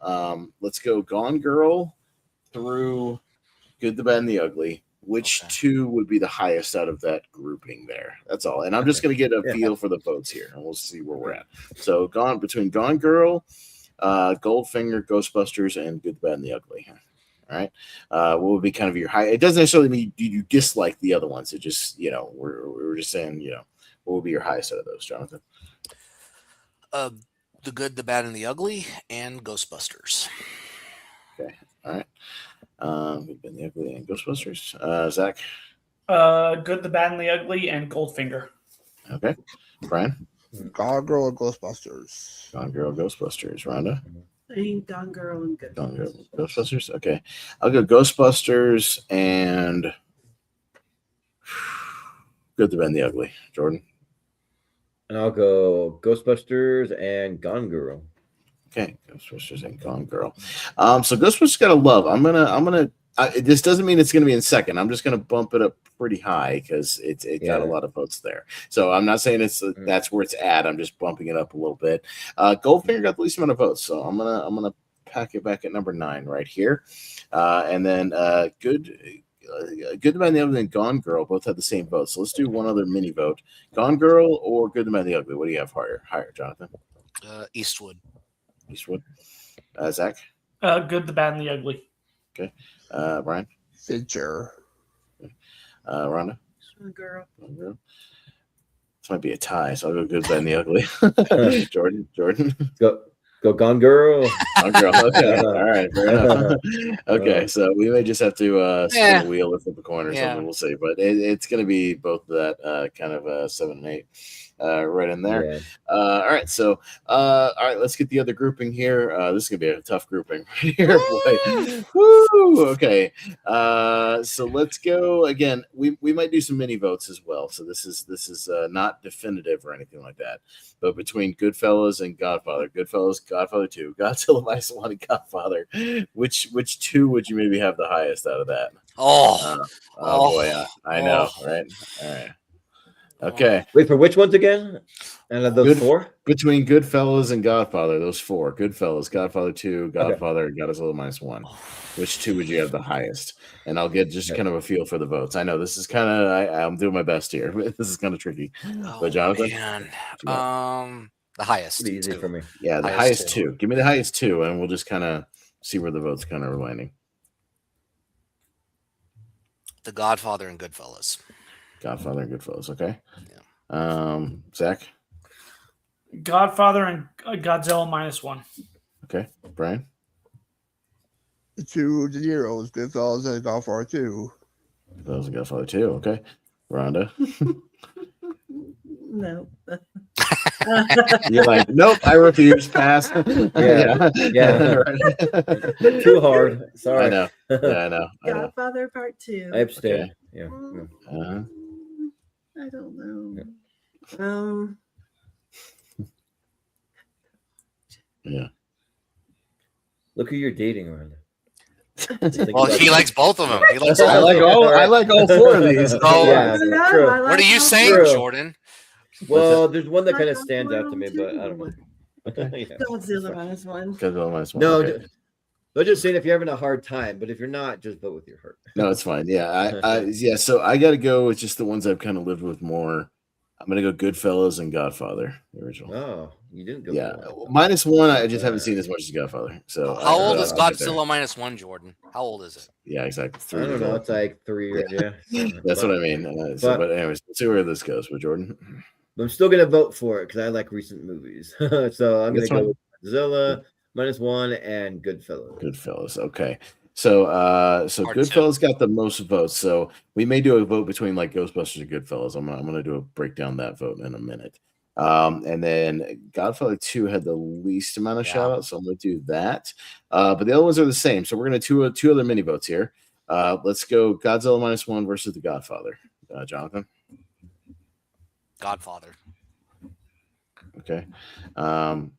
Zach? Godzilla. Brian? So which ones again? Godzilla -1 and The Godfather, the original. Godfather. Okay. Rhonda? Godfather. I go Godfather. Jordan? I go Godzilla -1. Okay. All right. So just slightly higher there. All right. And then we're going to do a Goodfellas versus Ghostbusters vote to maybe turn this one. So, Jonathan, Ghostbusters or Goodfellas? Goodfellas. Goodfellas. Okay. Zach? Goodfellas. Goodfellas. Brian? I'll go Goodfellas. Rhonda? I was gonna say Ghostbusters. That's fair. It's very close. I'm going to go Goodfellas. Jordan? Yeah, sorry, my Goodfellas shirt was in the wash, but I'm still gonna vote for Goodfellas. I'm wearing it. I'm wearing it right now. So I'm good. All right. No, I don't have a Goodfellas shirt, so I need that one like Jonathan. All right. So I think we're gonna leave it at that. I think it's a solid ranking, and everybody's got. It's a very good 10 in there. It's a good 10. It is, yeah. 10. And a lot of different movies. And Gladiator was sitting pretty late in the game. I just brought it up kind of casually, and then casually made it 6 for 6. Goldfinger made a very late return for sure. Yeah, Goldfinger made a late run as well. Late surge to get in the top 10. Like I said, anything can happen. Good Morning Vietnam too. For sure. Yeah, we've got some mixed kind of genres to include different John getting some horror with Ghostbusters and a little, I guess, Godzilla kind of, but Godzilla, with creature features. We got like period piece stuff. Yeah, a couple of mob movies. We got kind of a war adjacent movie, Western. Yeah, Bond, some Fincher. There's some comedies in there with like Ghostbusters and Good Morning Vietnam, you could say. So and then we got a comic book movie in there with Guardians. We got a straight up horror and then some drama. So I mean it's solid stuff. And then there's a lot of funny one with Goodfellas. Yeah, I think Ghostbusters is a one. Ghostbusters yeah. So but I think we're good to go there. So Jordan, there we go. All right, cool. Good stuff. So we'll do it, and these will make it into the semifinals. Will be the next 5. So the first of 5 going into like the next man. So it's gonna be tough. All right. So should I break it down, Jordan, and for anybody listening, and do the final grouping here, and then we'll wrap it up, man. But this was a tough episode, but a fun one. Break it down. So our 3 honorable mentions for this evening are what's his Gus Van Sant. Gus Van Sant's Good Will Hunting. Yeah, I would have pulled it. Yeah. That might have been an extension, Jonathan, but I would have got it. All right. Yeah. So Gus Van Sant's Good Will Hunting. We got Jordan Peele's Get Out. We got James Gunn's Guardians of the Galaxy. We got Barry, and in our top 10 tonight, Barry Levinson's Good Morning Vietnam. We got Guy Hamilton's Bond movie of Goldfinger. Nice. Yes. He directed a whole bunch of them. It's not hard to remember. Yeah. Guy Hamilton did a whole bunch of it. He was almost considered for Superman, by the way. But anyways, we got Sergio Leone's The Good, the Bad, and the Ugly. David Fincher's Gone Girl. We got Francis Ford Coppola's sequel to Godfather Part 2. Takeshi something. I'm trying to remember the guy's name. Yeah. Some Japanese director. Yeah, Japanese director. I'll pull his name in a second. Takashi Yamazaki. Takashi Yamazaki. See, I was close. I had the Takashi part. Yamazaki's Godzilla -1. Got Francis Ford Coppola's The Godfather. We, of course, have Ivan Reitman's Ghostbusters, Martin Scorsese's Goodfellas, and Ridley Scott's Gladiator at number 1. Yeah, so, there you go. Nicely done. All right. So I at least try to test myself with the directors. I'm like, okay. So there we go. Yeah, but I tried to do it once and like pull all the directors. Like halfway through, I just bailed. I'm like, I can't remember these directors. I do my best. Some of them I have to like refresh myself. But Guy Hamilton, I do know because he directed like most of those like old school Bond movies. He was kind of like their guy, especially for Connery. He directed like most of them. It was funny. We had JPO on, so I was just like trying to pull him. Like, who directed this one? What? Like this one? And he's like, he was he just said like, just forget the directors. Just say the title. I just like to test myself, so that's just me. Yeah. Which I know directors if it's like big movies, but like these smaller ones, not always. So, but yeah, that was fun. It's fun to get a tier ranker in here, and we're gonna try to do more of these. We definitely for sure we don't have the schedule 100% nailed down, but I know we are doing the movies that start with the letter H next month. That is on the schedule for June. So yeah, but yeah, so we'll just do some plugs real quick, and that'll do it. So we'll go to Jonathan first. Where can we find you? Yeah, thanks for having me on. This was actually, I did not get as angry as I thought. Okay, I was going to be angrier or something. He was about ready to lose it if at least one Godfather didn't make the S tier. Yeah. I think, yeah. I thought I was going to get the worry was I thought I was going to get angry throughout the show, but I got angry in round one. That was the irony there. So, okay, no, it was fun.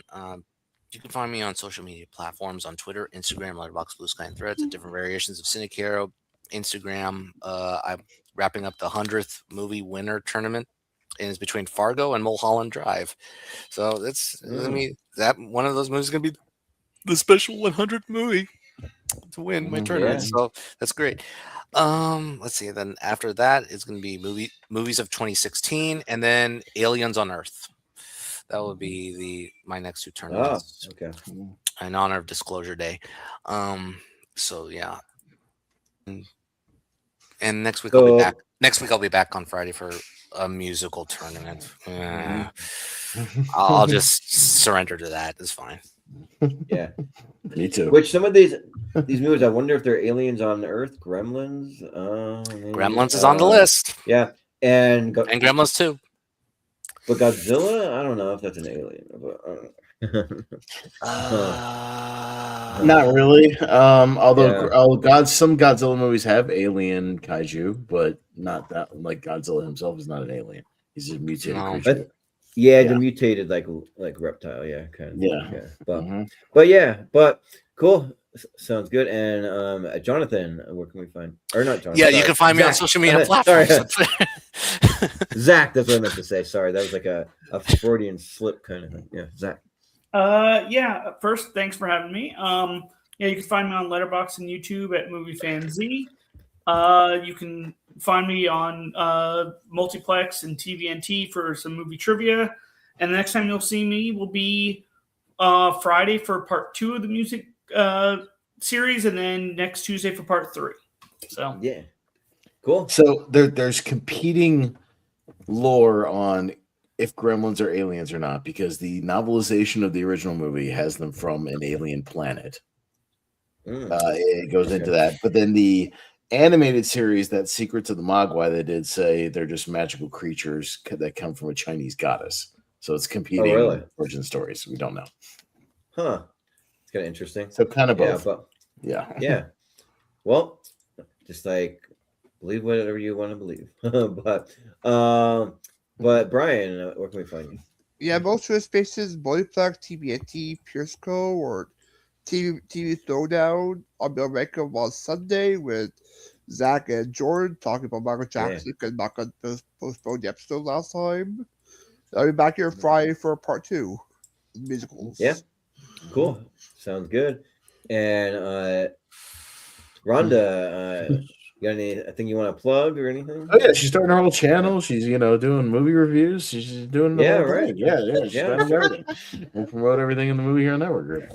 No, I just wanted to say thanks for inviting me on here. I had a blast with y'all. So as usual, it was fun. I never done the tier ranker. That was hard. Yeah, right. This is probably the hardest one. So it's the hardest one so far. But it was great. I had a great time. So but you can find Rhonda's top 64 on the Movie Hero Network. That is here. So you can note that over.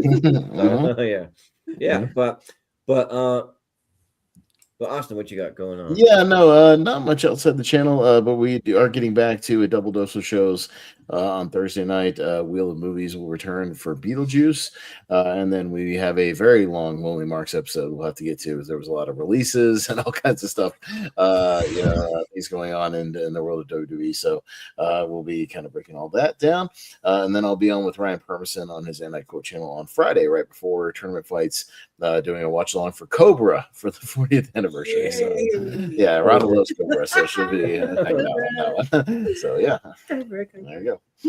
Nice. Yeah, that's all I got. Yeah, not a lot outside of that right now. Yeah.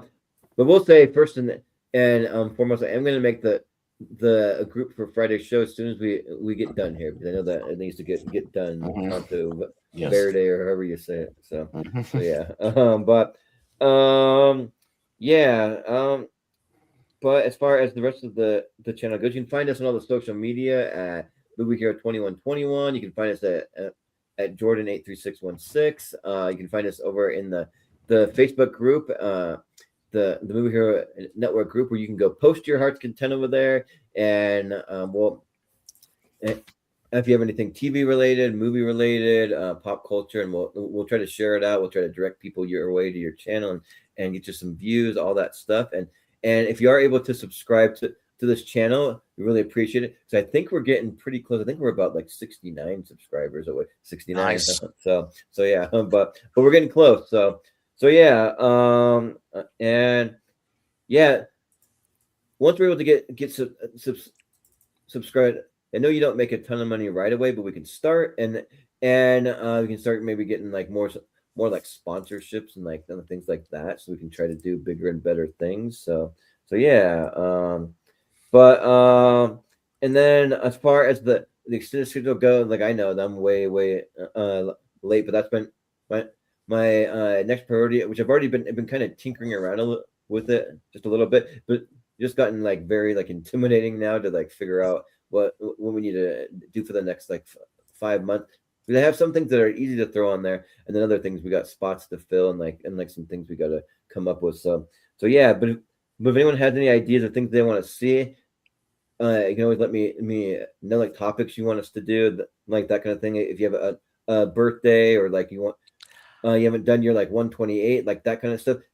It's not really for a lack of ideas. I have a whole entire note app of like hundreds and hundreds of ideas to keep us going for years. It's just more of a matter of like what to like put, what makes the most sense. So I'm kind of working on that, and try not to forget people's birthdays and like what they have going up, if it's like an after the 128 or whatnot, that kind of stuff. But and then let's see, there's not really too much else going on besides that. We are going to do, which we'll probably set a date within the next 2 to 3 weeks, but I'll have to kind of figure that out, because but for our next recast, which will be Raiders of the Lost Ark, and which I haven't told anyone, I'll be going out of town for a little bit in about 3 weeks. So either we squeeze it in quick before that, or we do it after I get back. We can kind of see, because I'll be gone for 9 days. But I'm gone for 9 days, going to visit my girlfriend Selena out in California. So that'll be cool. And actually, one of those episodes will be, when I'm out of town, will be the musicals championship, and me and Selena plan to be on together for that. We're gonna do it from her place, so that'll be kind of cool to like switch it up. But and then yeah, just what we have coming up for the channel for tournament fights and tier rankers in the next few weeks. We will be getting back on track with the musical / music mystery series. So we have part 2 and part 3 next week. So we're getting back to those, and then a week from this Friday will be part 4 of that series, and then we're going to move over to I have a custom movie poster a crossover series. You can see all kinds of crazy cool posters. Some of them are similar to the ones that are featured in the thumbnail, kind of, but I have them kind of split up between a different year. So this will be the movies of 2023. We just vote for the movie poster that you like the best, and I'm coming up with some pretty awesome stuff that like the technology is really getting awesome. So yeah, it should be fun. Then we're gonna get into some trivia stuff for the Seen and Heard. So we'll be doing movie trivia on Friday, May 22nd. Like that is something that I want to set. We do want to do some TV trivia, but we don't have the TV one set yet. But it'll be like in and around like probably like a week of that. So we just got to figure all that out. So yeah, but that is coming. And then which like actually, like the more I think about it, like I may have to like bump that 22nd by like 1 day because the 22nd is when I'm traveling to California. So maybe we'll do it on like the 21st or something like that. We'll see. But I'll make some announcements on it. But and then we'll be doing just a regular Movie Hero Mystery Tournament. That'll be with all the blind voting and everything. So those usually go pretty quick, pretty breezy. And then we have on Friday, May 29th, will be the Best Musical/Music Mystery Series Championship. So we got that one. And then friend of the show, Ross Bristow, will be doing his after the 128. Oh no.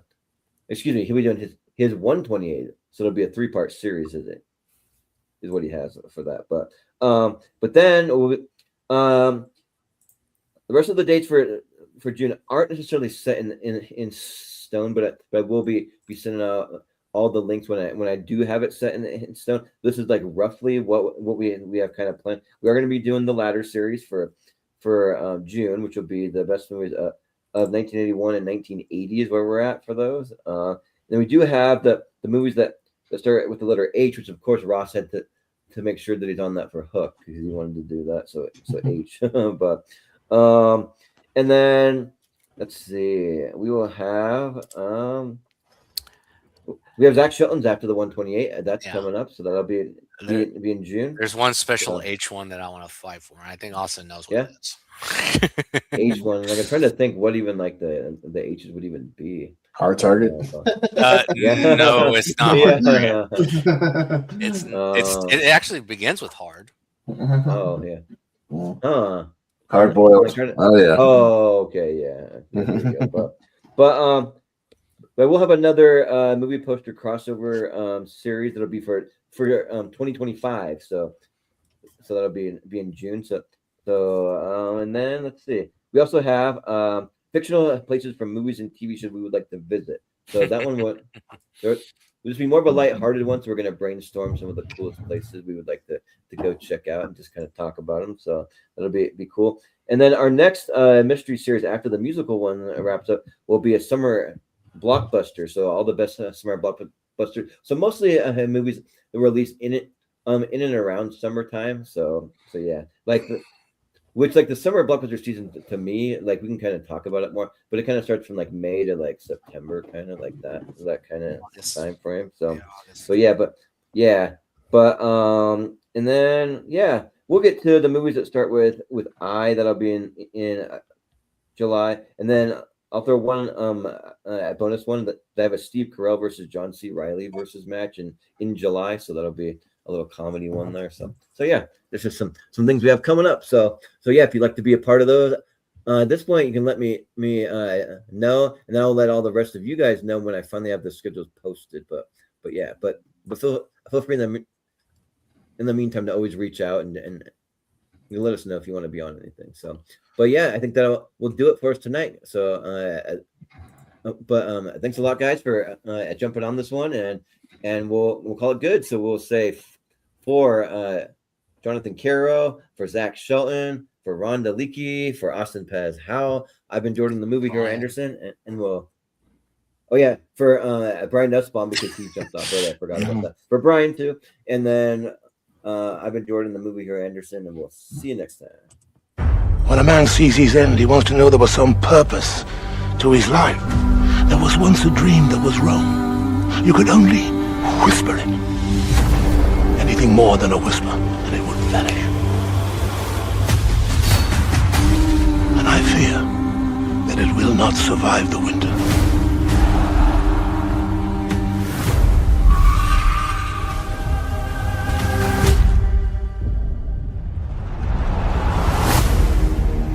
To any other fight, mark of the Legion. Some are good for fighting, others for dying. You need both, I think. You're good, Spaniard, but you're not that good. You could be magnificent. I'm required to kill, so I kill.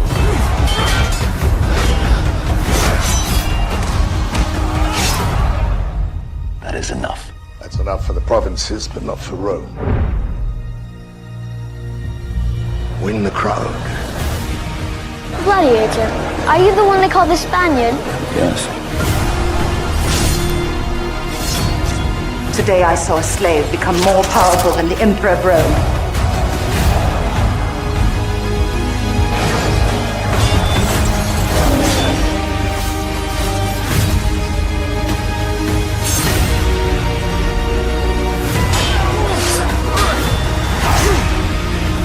Are you not entertained? We mortals are but shadows and dust. Shadows and dust, Maximus! Am I not merciful?